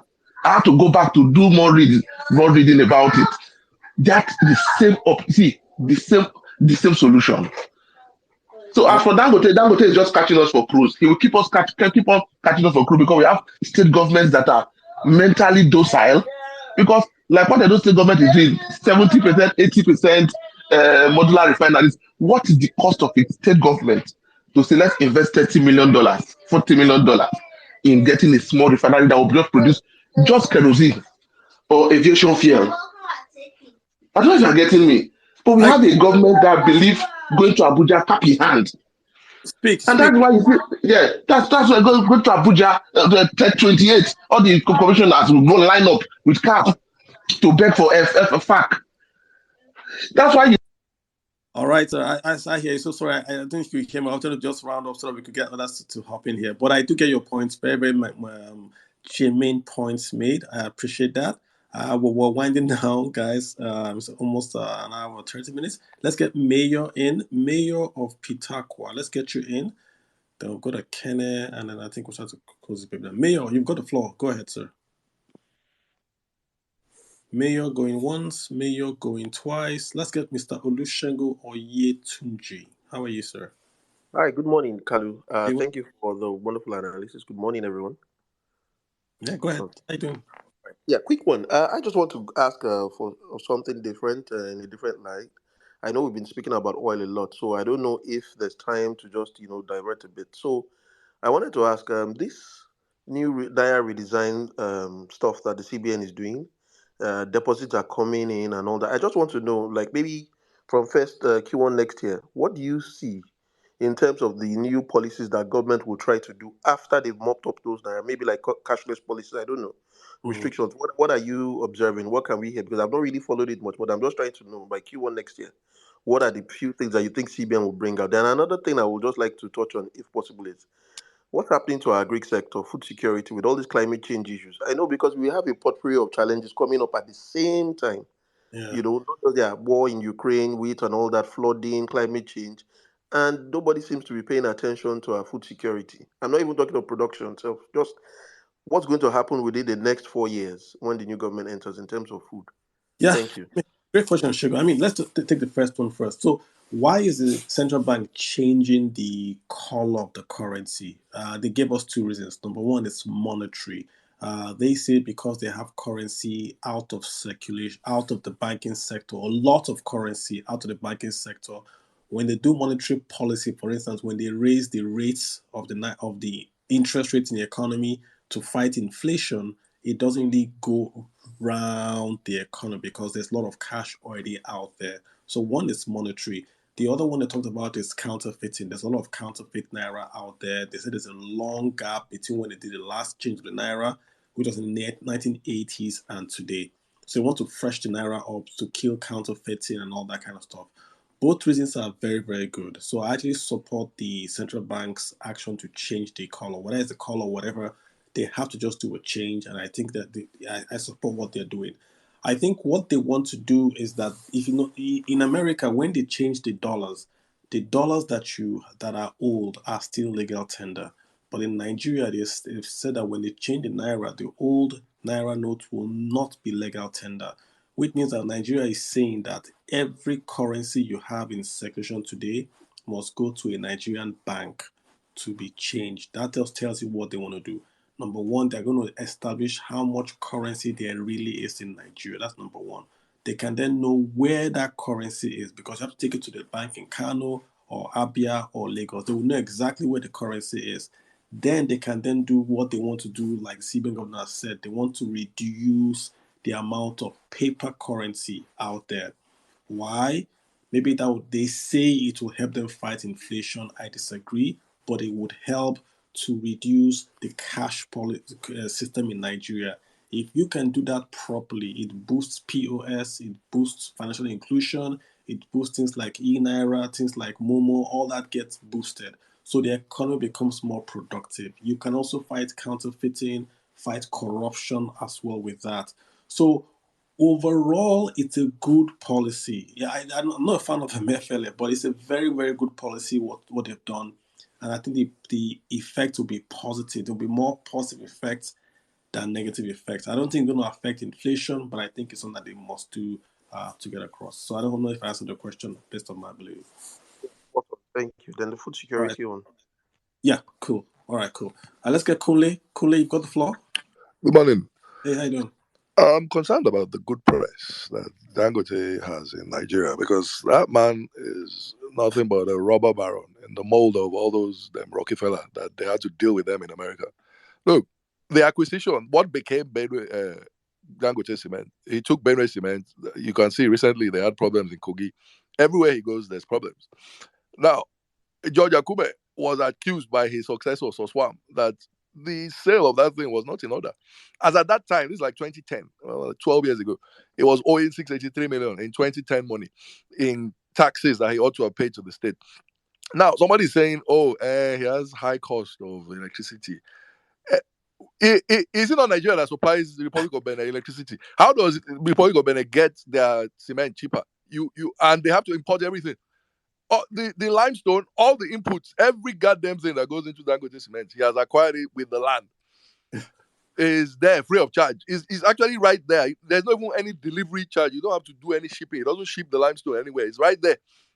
So I don't understand why the man gets good press. I guess he bribes all these people, all these newspapers to just give him good press, and he bribes every other person. You say thing with Dangote, right? Dangote is a funny. It's a difficult topic to talk about when you talk about Dangote. Dangote, again, remember I make this point. Dangote was an importer, like many other importers. But I think somewhere along the line, he sort of caught the bug and said, I can actually make more money if I align myself to be a producer and be the guy in Nigeria. And many other importers haven't really caught that bug to find out that if you make money in Nigeria, the politicians like you because then you are creating good press for them. So he was smart to transit from being an importer to being a local guy. And let me give you a story. Igbos always bring up, and I'm making the point, I use that word Igbos, always bring up this point about Mr. Ibeto. Ibeto had cement. Ibeto and Dangote were both importing cement. Dangote, Obasanjo gave every cement guy, he said, by this date, no more cement importation. Go out and build your factories. The big boys, the WAPCOs, didn't take him seriously. Dangote took him seriously, borrowed a lot of money and invested in cement. Ibeto took the other route. Ibeto went and somehow got a letter that allowed him legally to import cement into Nigeria. But look at the mindset. Dangote was investing in factories to make cement in Nigeria. Ibeto had Nkalago cement in the east. He didn't do anything about it. He rather got the letter that legally allowed him to import cement. Down the line, he was importing, but of course, governments changed. Pharaoh came, didn't recognize the letter, and is into a lot of trouble. So I make this story because Dangote is, like you said, he's a robber baron. But the robber barons built America. Look at Carnegie, or how they did the US Steel, flooded the city, killed people. But today, the Carnegie Library is up there. Look at Rockefeller. Look at what Rockefeller did in America, how he controlled the price of kerosene. Kerosene is a brand name. If you know the history of kerosene and all that, he controlled it. He had to be broken up. The antitrust laws were specifically written for him to break him up into 8 separate companies just to get it. He controlled the railways. He controlled the oil prices. He controlled the American economy. There's no one that's not as rich as Rockefeller even till today. But they had to break him up. And that's what Dangote is. So those guys are useful. If you don't have a quote-unquote robber baron, it's difficult for your country. Look at Samsung, Hyundai. The military dictator came in and told them, you guys, allow you guys stay, but you've got to develop South Korea. If you bring in your stolen money back into South Korea, I won't prosecute you. That was the deal he made with them, the General Park. And they agreed. Same thing in America, same thing in the UK, guys. All these UK companies, Nestle, not Nestle, Lever Brothers, all these guys, that's how they grew their economy. Because the world is not a nice place, you know. You have to break a lot of eggs to actually get that big omelet. And sometimes these companies that we see today that are like really, really good, they had very, very bad, murky roots. So I am okay with a monopolist. I am okay with a robber baron if the net effect to the Nigerian consumer is lower prices and more productivity. I think Dangote gets flack, and rightly so, because he doesn't deliver that. Mr. Rockefeller controlled the railways, he controlled the petroleum, right? But he changed America. He made the cost of doing business in America cheaper because he promoted petroleum. Before he did petroleum, it was more expensive to do business in America. But he sort of reversed that, right? And today, even till today, his companies are still existing. Chevron, Texaco, they're all Standard Oil. So I think that's the thing with Dangote. He's got to go from just being perceived as this robber baron guy to more of a guy that really, with him, you get the lowest prices and the best, productivity. That's why I think Dangote is getting it, quote unquote. Now, I don't know if use the word wrong, but that's where I think he gets the flack from. That people don't reach out and touch and say that Dangote is working for me as a Nigerian. Kule, I don't know if you agree with me. That's just my take on it. No, well, no need to go back and forth. Since you've given him the pass, I'll leave it now.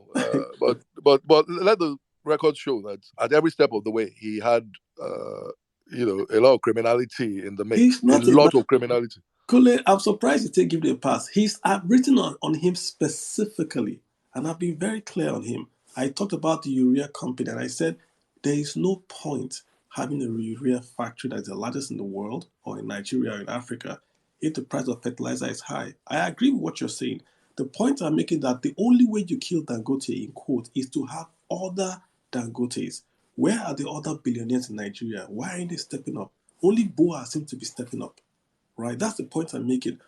Because the guy plays hardball. When But he used to I ship in sugar, this guy was Olufagbemi brought in a ship that is bigger than a house, suddenly disappeared overnight. Oga. Kole, The from man is a from your gangster. voice. I know your age. I bait from your voice. You know where did Dangote start from now?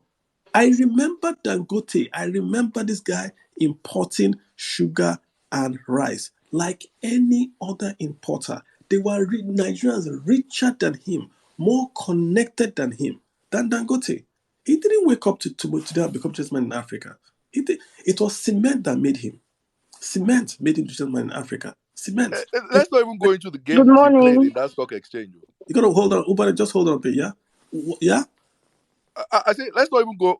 Don't get me started on the games he played in that stock exchange as he listed the companies. Let's not go into that one. The point is that we cannot just say he is.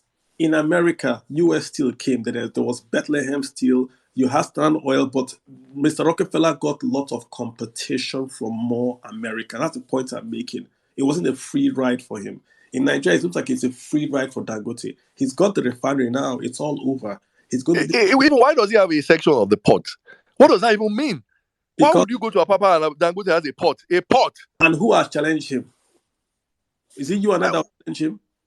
Who has challenged him? Dangote where they share billions between PDP and Exactly. APC. So APC, if no one challenges him, then he's now got a refinery. He's going to be you challenging, you reach federal high court. The judge where they don't collect.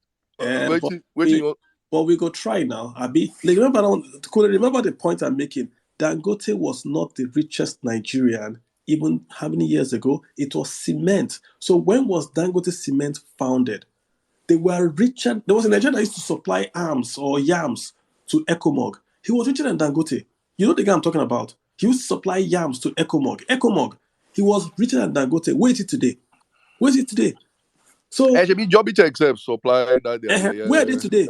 Sardine. Where are they today? I hear you. Well, once there's a war, that one is a different case. But there's no war right now apart from Boko Haram. No, the point is that where are the other billionaires? That's what I'm saying. I'm not a billionaire yet. I'm just saying where are the other guys? You know, tomorrow now Dangote is going to go and buy fintech, then it's all over. This refinery thing is going to make him the richest, not just African, perhaps maybe the richest non-American. Good. Now, before you arrive at that refinery, look what they did to the 4 existing refineries that government built. They've sabotaged them and they'll never work because he wants a monopoly. Why? So we should vote. We should vote the guys that did it now. Vote them out. That's how you fight. You fight with your power of the proxy. You vote the country out. Then you put new people in that will bring a level playing field. That's all you do. That's the point I'm making. Then you have to fight. No, I hear you, bro. Let's get Olusegun, your second question. I'm so sorry, I forgot your second question about the food crisis, right? Yes. Big problem. Food is 50% of the consumer price index in Nigeria. That means if food prices go down, inflation goes down. For the life of me, I don't know why we don't connect the dots and change it. Instead of importing PMS, we shall imported food. If you import food for a limited period, say 3 months, you are able to bring down the cost of inflation in Nigeria and allow their country to calm down, drop inflation before you then go ahead and do other stuff. That's why I think we're getting it wrong. There is no food security. Even before the floods, the bandits have taken over the planting fields in Nigeria. So food is too expensive in Nigeria. We've got to really go and look at the middle belt where we make the food. It's national security. Every day I see we bought aeroplane, we bought helicopter, attack this, attack that. Still, the bandits are there. So I don't know what's going to happen. If we don't take back those food areas in Nigeria, then when we take them back, post-production, we've got to do rural industrialization like what China did. I'm very, very happy the ADB.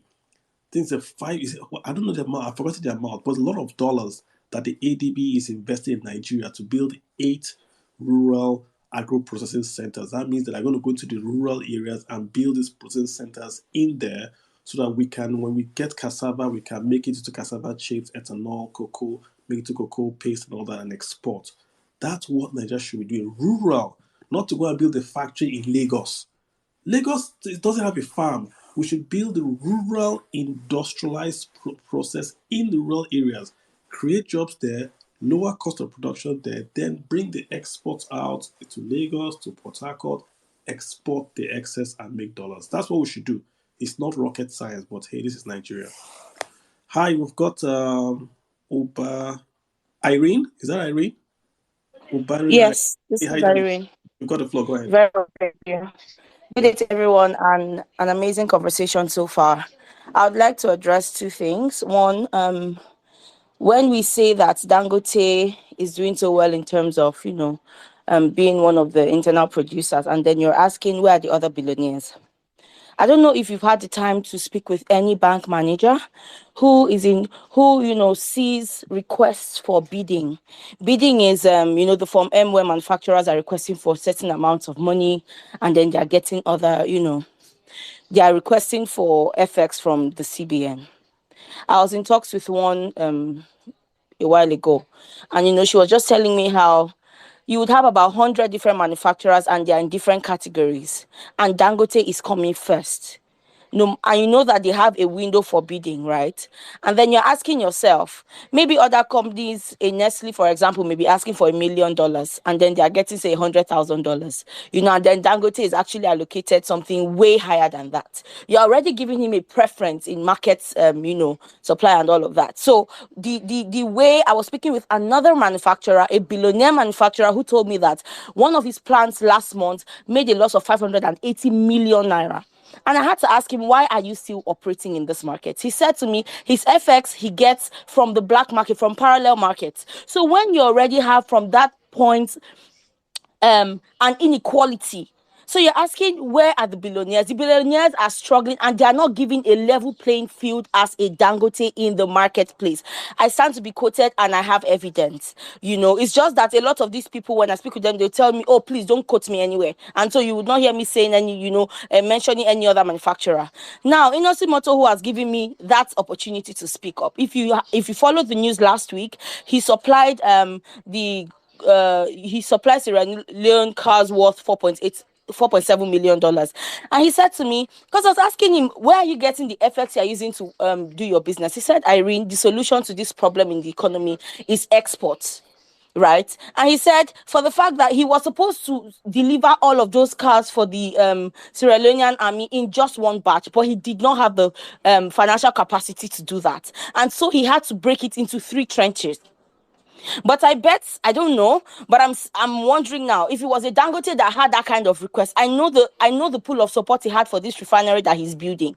When an Innosimoto is saying to me that now he had to start doing it based on his own financial capacity, he had even reached out to Afreximbank, and even though they had signed off and said yes, they were going to give him this money in naira, not in dollars. Now we're speaking of, it took them 6 months, and he was at the verge of losing this contract.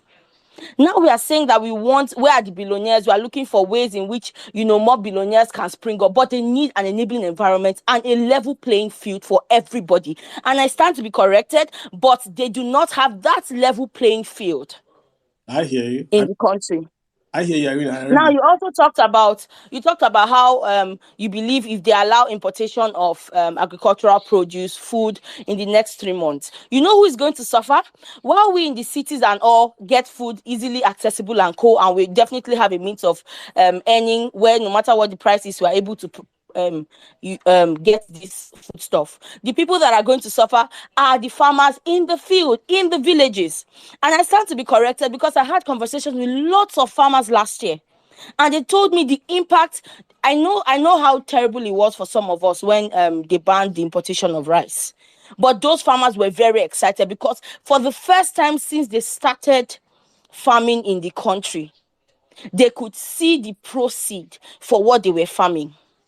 So fine, we may say, oh, let us start importing food, but we also need to ensure that the competition stands alive, where those farmers in the rural communities, their produce are still cheaper than what we find in the market by the time these things are imported.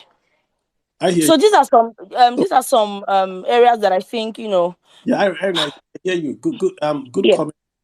Well said. I hear you. Just to be very, very clear, right? So I'm just hosting. I'm doing devil's advocate. When I talk about Dangote, remember that I'm doing narratives. I'm making Yes. go up. So I'm not speaking for Mr. Dangote or whatever, right? Yes, I know you're not. But I know you're not. the point is this, right? Dangote, a few years ago, I'm old enough to know when Dangote was just an importer. And the point I'm making is that everyone has got to step up. Everyone has to step up, right? They are billionaires. I hear you. Dangote gets preferential treatment. There's an article where he got dollars to build his refineries when others didn't get dollars. This is why I asked him for the price to come lower from Dangote, because he gets preferential treatment. He has his own port section in the port. He gets dollars from the central bank. The central bank governor has said, we will fund you dollars. They don't fund the other refiners dollars. So I get that point. And I'm just making, again, everyone has got to step up. You can't allow this guy just run and buy the whole Nigeria. It's not possible. And that's what we're doing. This refinery thing is all over. That means he's going to get his dollars now without the banks. That's what's going to happen. So if you don't like Dangote now, you're going to hate him in the future. So that's all I'm saying. You can't sit down like this guy, just one guy in 2022 win. That's all I'm saying. That's all I'm saying, right? So I get your point. And for the food imports, the reality is this: Nigerian harvest may be a lot, but our problem is the post-production. If you notice, we only have orange during orange season, we only have corn during corn season, same thing with any other crop. It's not the harvest or the production, but that post-production, that getting the corn and processing it into flour and storing it, and then do the logistics to take it from Benue to Lagos. So we have to have a plan. I don't want just open the borders and say import. No, that's a waste of money. We have to have a short, medium, long-term plan. Long-term is the post-processing, where we say we have processing of our output and our harvest. Medium-term is the mixture of the imports and the long-term plan. But the short-term today, inflation in Nigeria is 21%. 21%. The only way you drop that 21% is to import food. If only Lagos gets that food, you've dropped inflation in Lagos. Lagos is the highest population zone. They have the banks in Lagos. If you drop inflation in Lagos, you have done something. Hence, you must import. You can't, there is no way you can produce enough food in 12 months to feed Nigeria. It's not possible. You can't get 9 women pregnant and have a child in 1 month. It doesn't work that way. So we have to import food immediately. Short term, 3 to 6 months, get the prices down and simultaneously implement the medium and long-term plan to increase post-production of agricultural produce. So we get those products from Benue, the yams, to Lagos. We get the cattle from Yobe to Lagos. When I mean Lagos, I mean the cities. We have to do it that way. Every nation imports food. Even America imports food. They import avocados from Mexico. Americans I mean, I totally agree with that. I know we all know about the US-China trade war. So if there was no importation into the US, then that war would have not even existed. In short term, to fight inflation, food is 6-7% of the average budget for Nigeria. It's 50% of inflation. You have to fight it by emergency. 90 days, you can import any food you want to Nigeria. Customs will not charge any fees. 90 days. Get the food in, let the prices fall, then you shut down the borders and you say, okay, we're going to do medium and long term. That's what I'm saying. Any other thing you're doing, all this closed border, let's back to the farm. It's not back to the farm. We're celebrating oil in Bauchi. Do you get my point I'm making? We've left. Yes, I do. Now it's now the oil states. That's what we're celebrating now. Did you know the state that has one of the best planned economies? When people think of Bauchi today, they think of Bauchi as a state. Before there was Nigeria, Bauchi Plateau, all those areas was called Bauchi State. That place was called Bauchi. That place was planned by the British with Sir Ahmadu Bello. They sat down and planned an economy that could survive without crude oil. That's Bauchi. They said, what did Bauchi have? Land, cattle, clay, all that. They set up industries in Bauchi. That place is like a hidden gem for industrialization and e-commerce, and commerce. But all that is wasted away because now they found 1 billion. I've talked about Bauchi a lot. People that know Bauchi will tell you what I'm telling you. Go there. What they have in that state, in that place there, designed by the British, the most well-detailed economic plan that was written for a region to move them from where they were in 1950s to where they should be in the 1980s is abandoned. They had Northern Nigeria Development Company before you even had the South, before you even had Nigeria and all that. These guys were ready to go. And they were like, hey, run with this plan and grow the economy. All that was thrown away because someone found crude oil.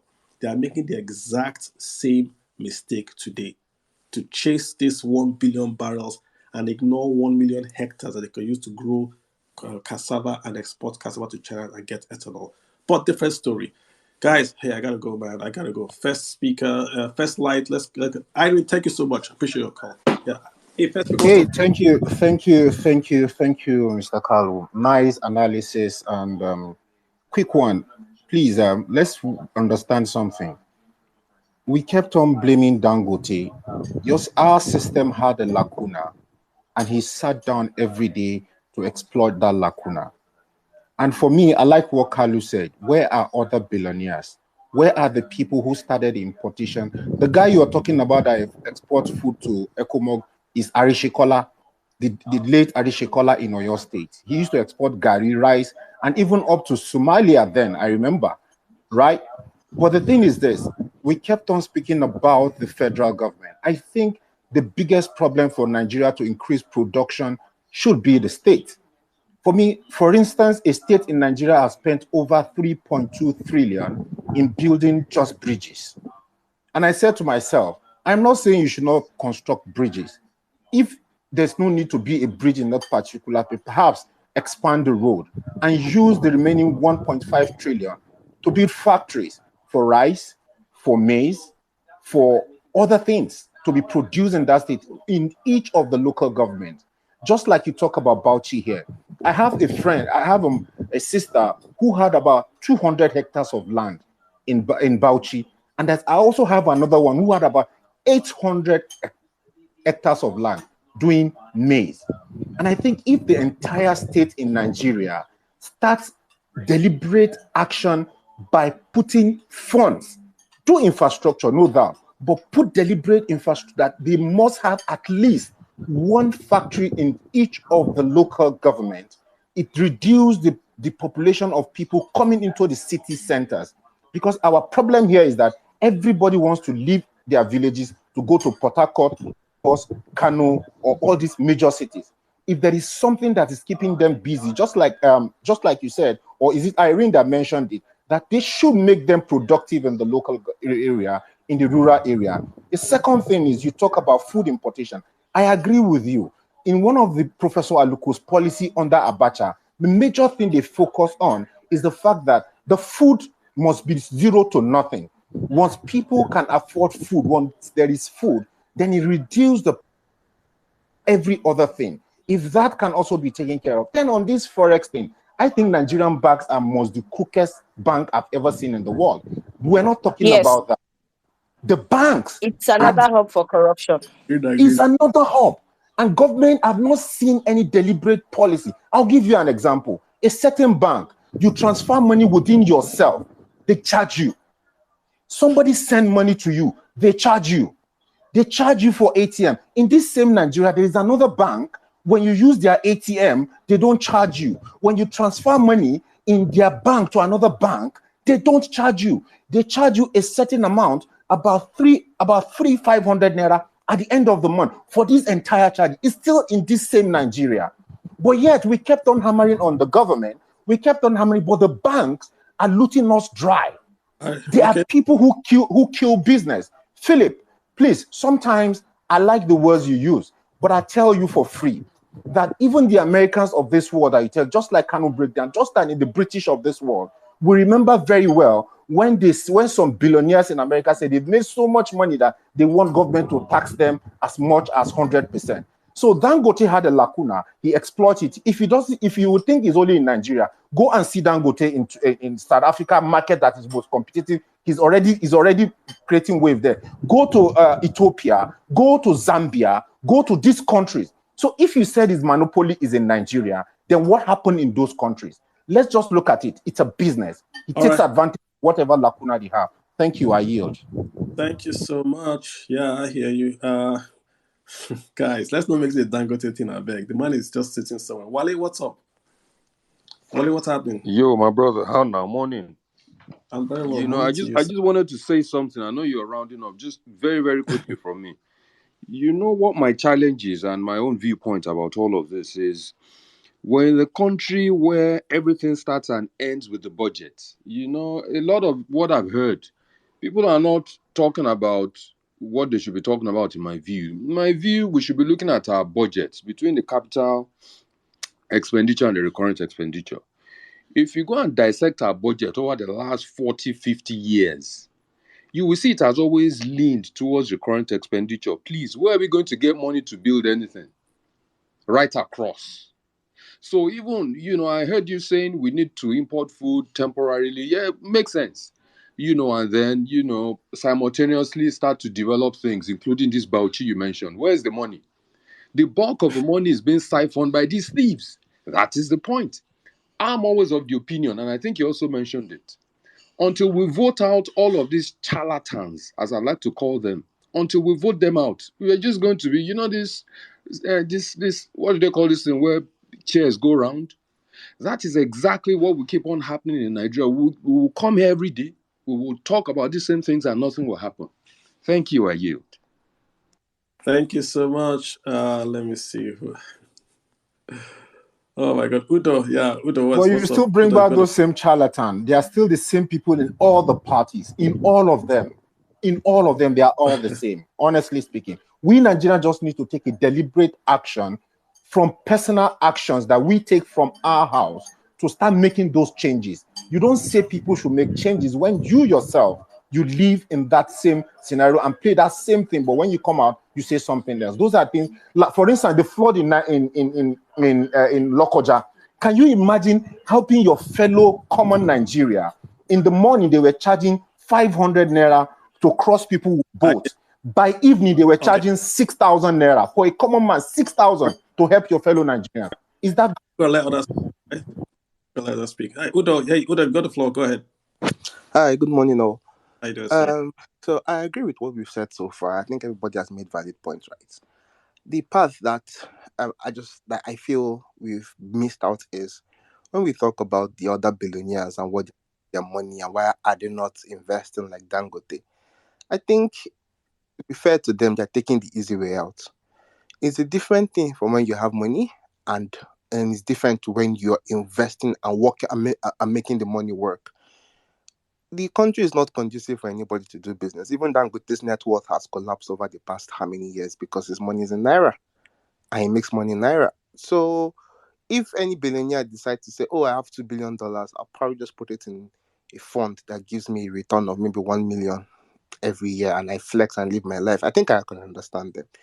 I think the bigger issue is how can we make the country conducive so that people will want to invest and make more money. I agree. How do we ensure that we can protect their businesses and their lives and properties? I think that's why people don't invest their money. If we do that and we make sure that there's a level playing field and we ease the cost of doing business, I think it's just logic that people want to make more money, right? But they may not want to run it themselves, but they would use maybe existing channels or form companies or alliances and use experts to run it. So I think that's it. There's also the difficulty and the headache that comes with running a business. I mean, like Dangote probably doesn't sleep early and he wakes up really early, right?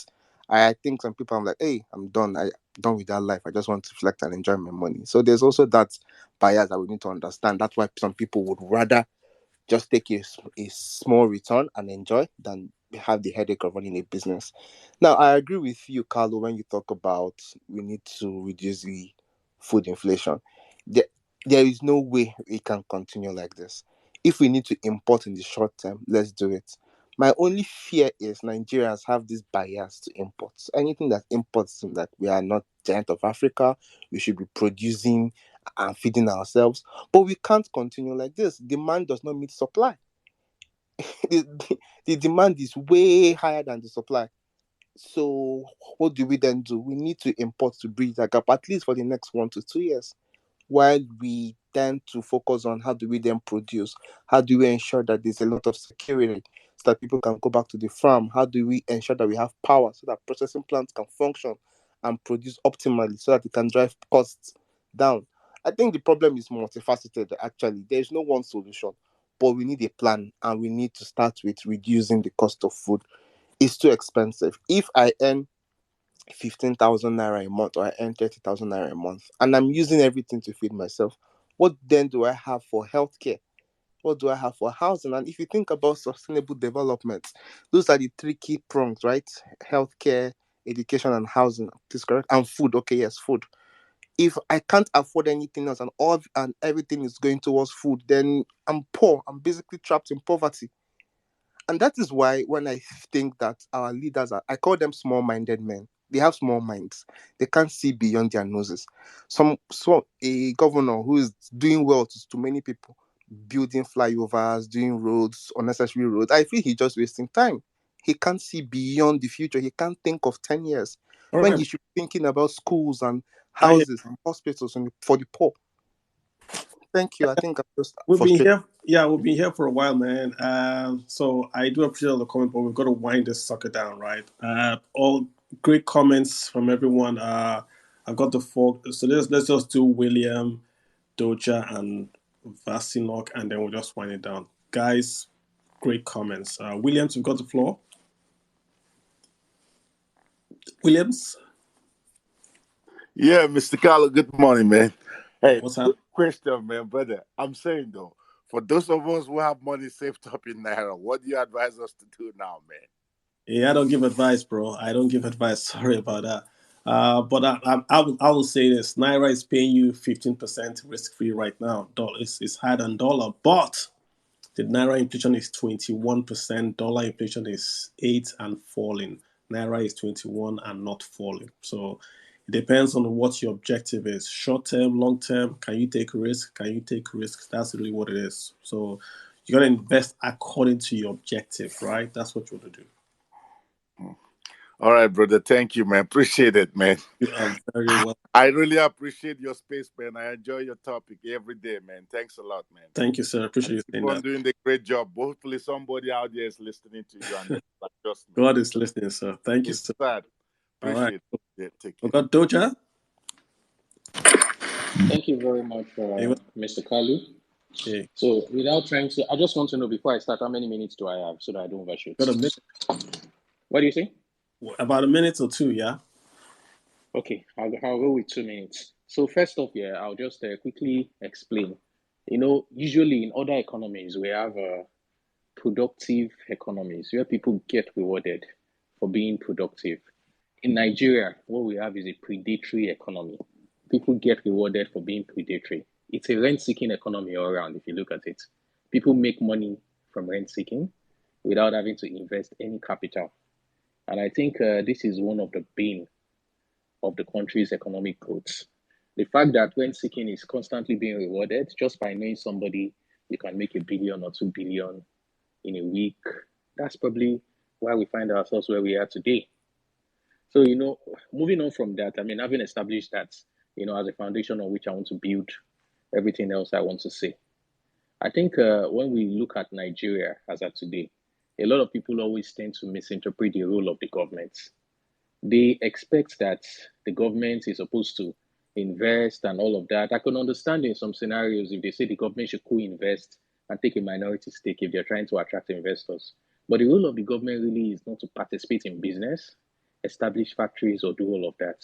The role is to provide a conducive environment, provide everything that is necessary to make production flourish. And what do I mean by that? You mentioned the governor who keeps building flyovers. It's not about building unnecessary flyovers. Connect the farms to the cities via good roads.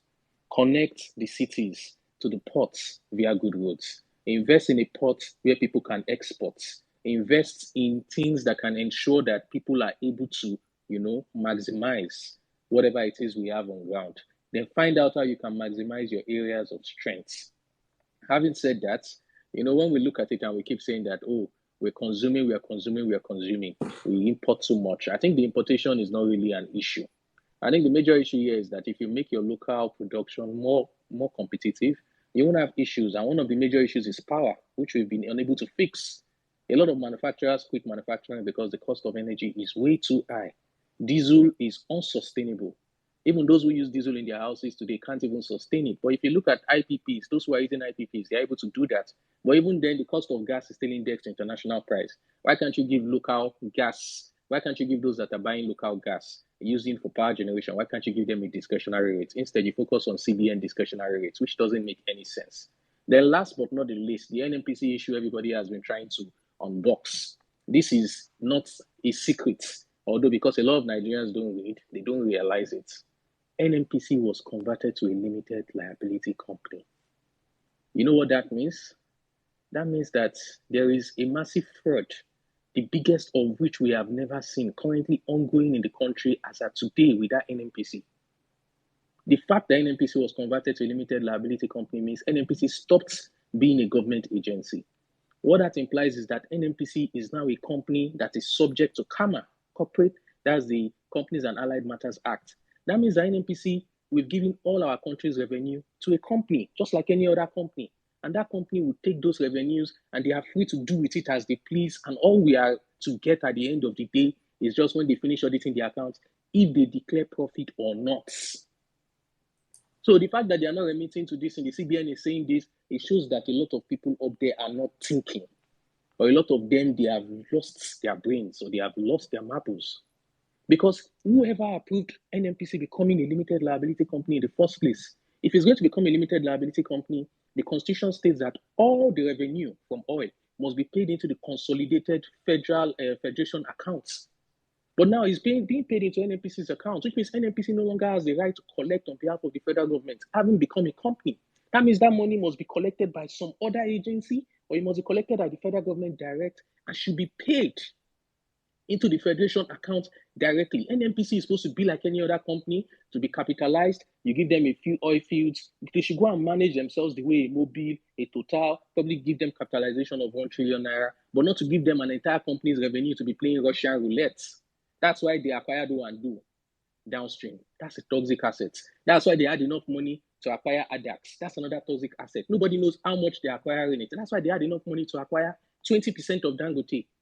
The monies they're supposed to be remitting, they are sharing it, buying toxic assets at inflated rates and lining their pockets. It is a criminal crime scene, and all of them that are involved are supposed to be prosecuted and jailed for economic treason, economic sabotage. So, there's a lot I want to unpack, but I have just 2 minutes. So in conclusion, Mr. Kalu, I'd definitely like to talk to you one-on-one. I mean, we can actually talk. I'm not inactive. I belong to a political party, and I don't belong to any of the major political parties. I follow the ideals of what I believe in, and economic emancipation of Nigeria is one of those things I really believe in. I put my money where my mouth is. Thank you very much. Super. Thank you so much. Let's get Vasi. Thanks so much. I appreciate your comments. A lot of things said about the NNPC. That doesn't matter who the ownership is. All that matters is the NNPC should create jobs, pay taxes, and attract investment to Nigeria. The cost of gas should be cheaper. If they do that, no one cares about the ownership. But NNPC is a crime scene. But let's just leave it that way. Vas New York. I can't pronounce the name. Yeah, it's Vasni Ok. Super. Hey, what's up, man? You got a floor. Hey, Carlo. First, it's like I just added some brain cells this morning to my brain this morning, listening to all the wonderful submission. Is a way. This space is away from what you normally get from the politically induced spaces. So after this, I'll probably do some Googling to get more information on some of the things said. But the issue that really brought my attention to this is the question of the Dangote and the importation of food. Come on, Kalu, I see what you're trying to do. You're trying to be the devil's advocate. You're trying to balance the conversation, But the truth is, there's a reality out there for Dangote. The Nigerian North versus South issue is out there. The Nigerian factor is out there for Dangote. People say Dangote is exploiting it. No, I think we need to create a level playing field for all the other billionaires. Once we have that, like what Haruna Ote was trying to do with the Security and Exchange Commission, where she was trying to sanitize the system, we saw how she was bullied. She was literally bullied out. Rumor had it that, connection came from Dangote to it's rumor. I don't know how true it is, but I'm sure it's not far from the truth. So we cannot have a system that has been hijacked and we expect the other billionaires to play safe. So rather, they will go for the low-hanging fruit for their money to come back. So this Dangote thing, yes, I understand the Carnegie and all the other big guys in America, how they did it. If that's what Dangote wants to do for us, fine. But the place needs to be fair to all so that the investment can stay here. All these guys burying billions underneath Sockaway, they can bring that money out and invest here. That's said. Then for the importation of food, my issue with that is I want importation to happen at an interim state so that prices can drop. But the thing with Nigeria, once they start something like that, something that's supposed to be interim, do you know that subsidy, importation of oil was supposed to be an interim measure when it first started? Now it's become the only measure. Importation of oil was supposed to be an interim measure while the refineries are being fixed. But today we are stuck. So my fear with importation of food is, as an interim measure, it's going to be a fantastic idea, to drop down the prices of food, but it might become the only measure where there's no longer investment in the local farms and in local farmers, and at the end of the day, we're not having food problem just the way we're having a fuel problem. So I think we need to be very careful there, and the right people need to drive it. Carlo, as always, thank you so much for what you're doing. Yeah, appreciate you. Yeah, thanks so much. Yeah. So the conversation went to Dangote real quick. However you guys cut it, right? Dangote has attracted investment to Nigeria. He's done that through means that maybe other normal folks would not have done. He's a robber baron. Someone used that word. Robber baron just means he gets privileges and he has used those privileges to his advantage. But it is what it is. It is what it is. That's what the guy is, right? And the way you beat robber barons is the government has got to break them up, but you've got to have new guys coming up to take on him, take on that mantle, take on that market share he's trying to accomplish. We complain a lot. That's the point I'm making. He rose from where he was to where he is because he understands the government and was able to go in and get the government to support him and to grow. Others did it and are not where he is today. He's a very, very smart guy. He understands the government. He's got the government to invest in him. Others didn't. So defend or not defend, it is what it is. That's just what I'm going to say about Dangote.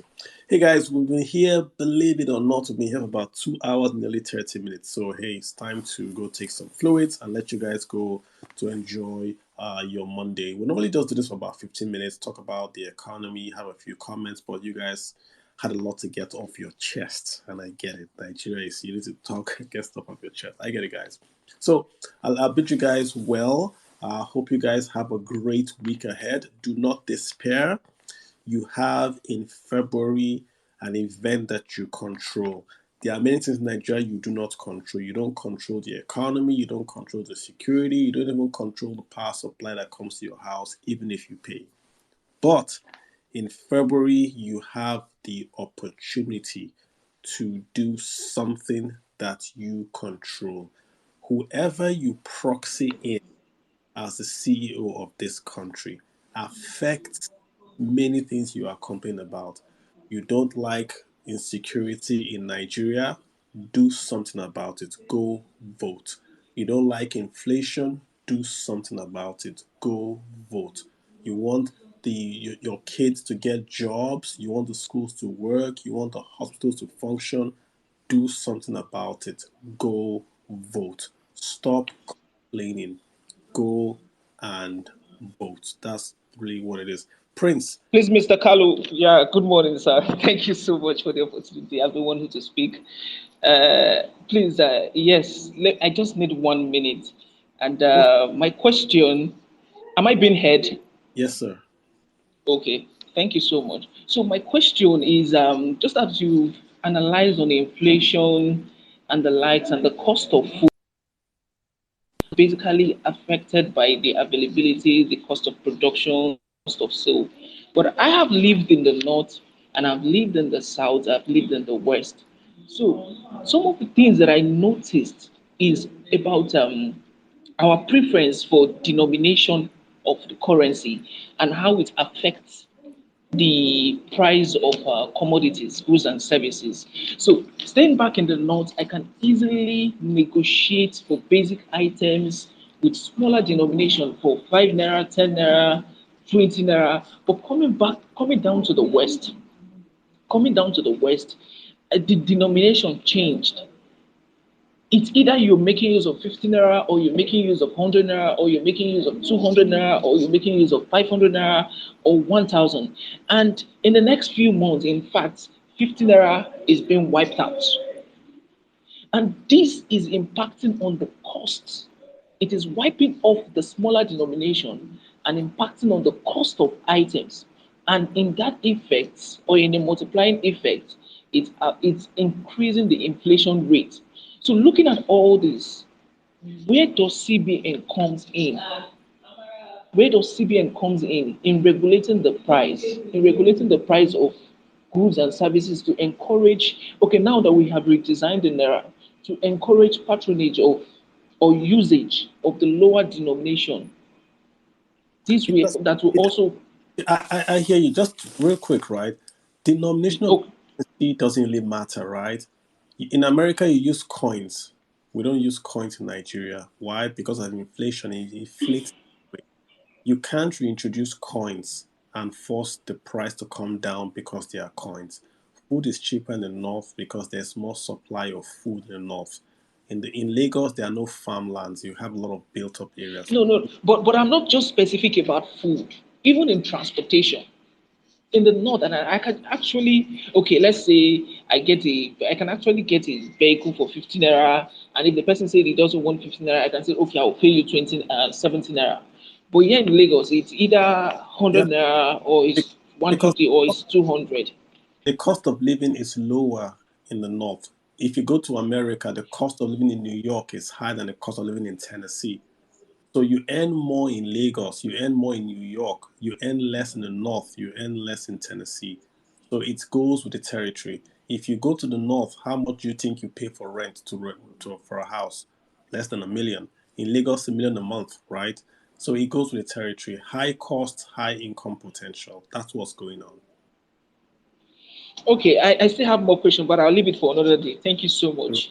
I'm highly. All right, thanks so much. All right, guys, on that note, I'll let you guys go. Like I said, thank you so much for listening. I appreciate you guys.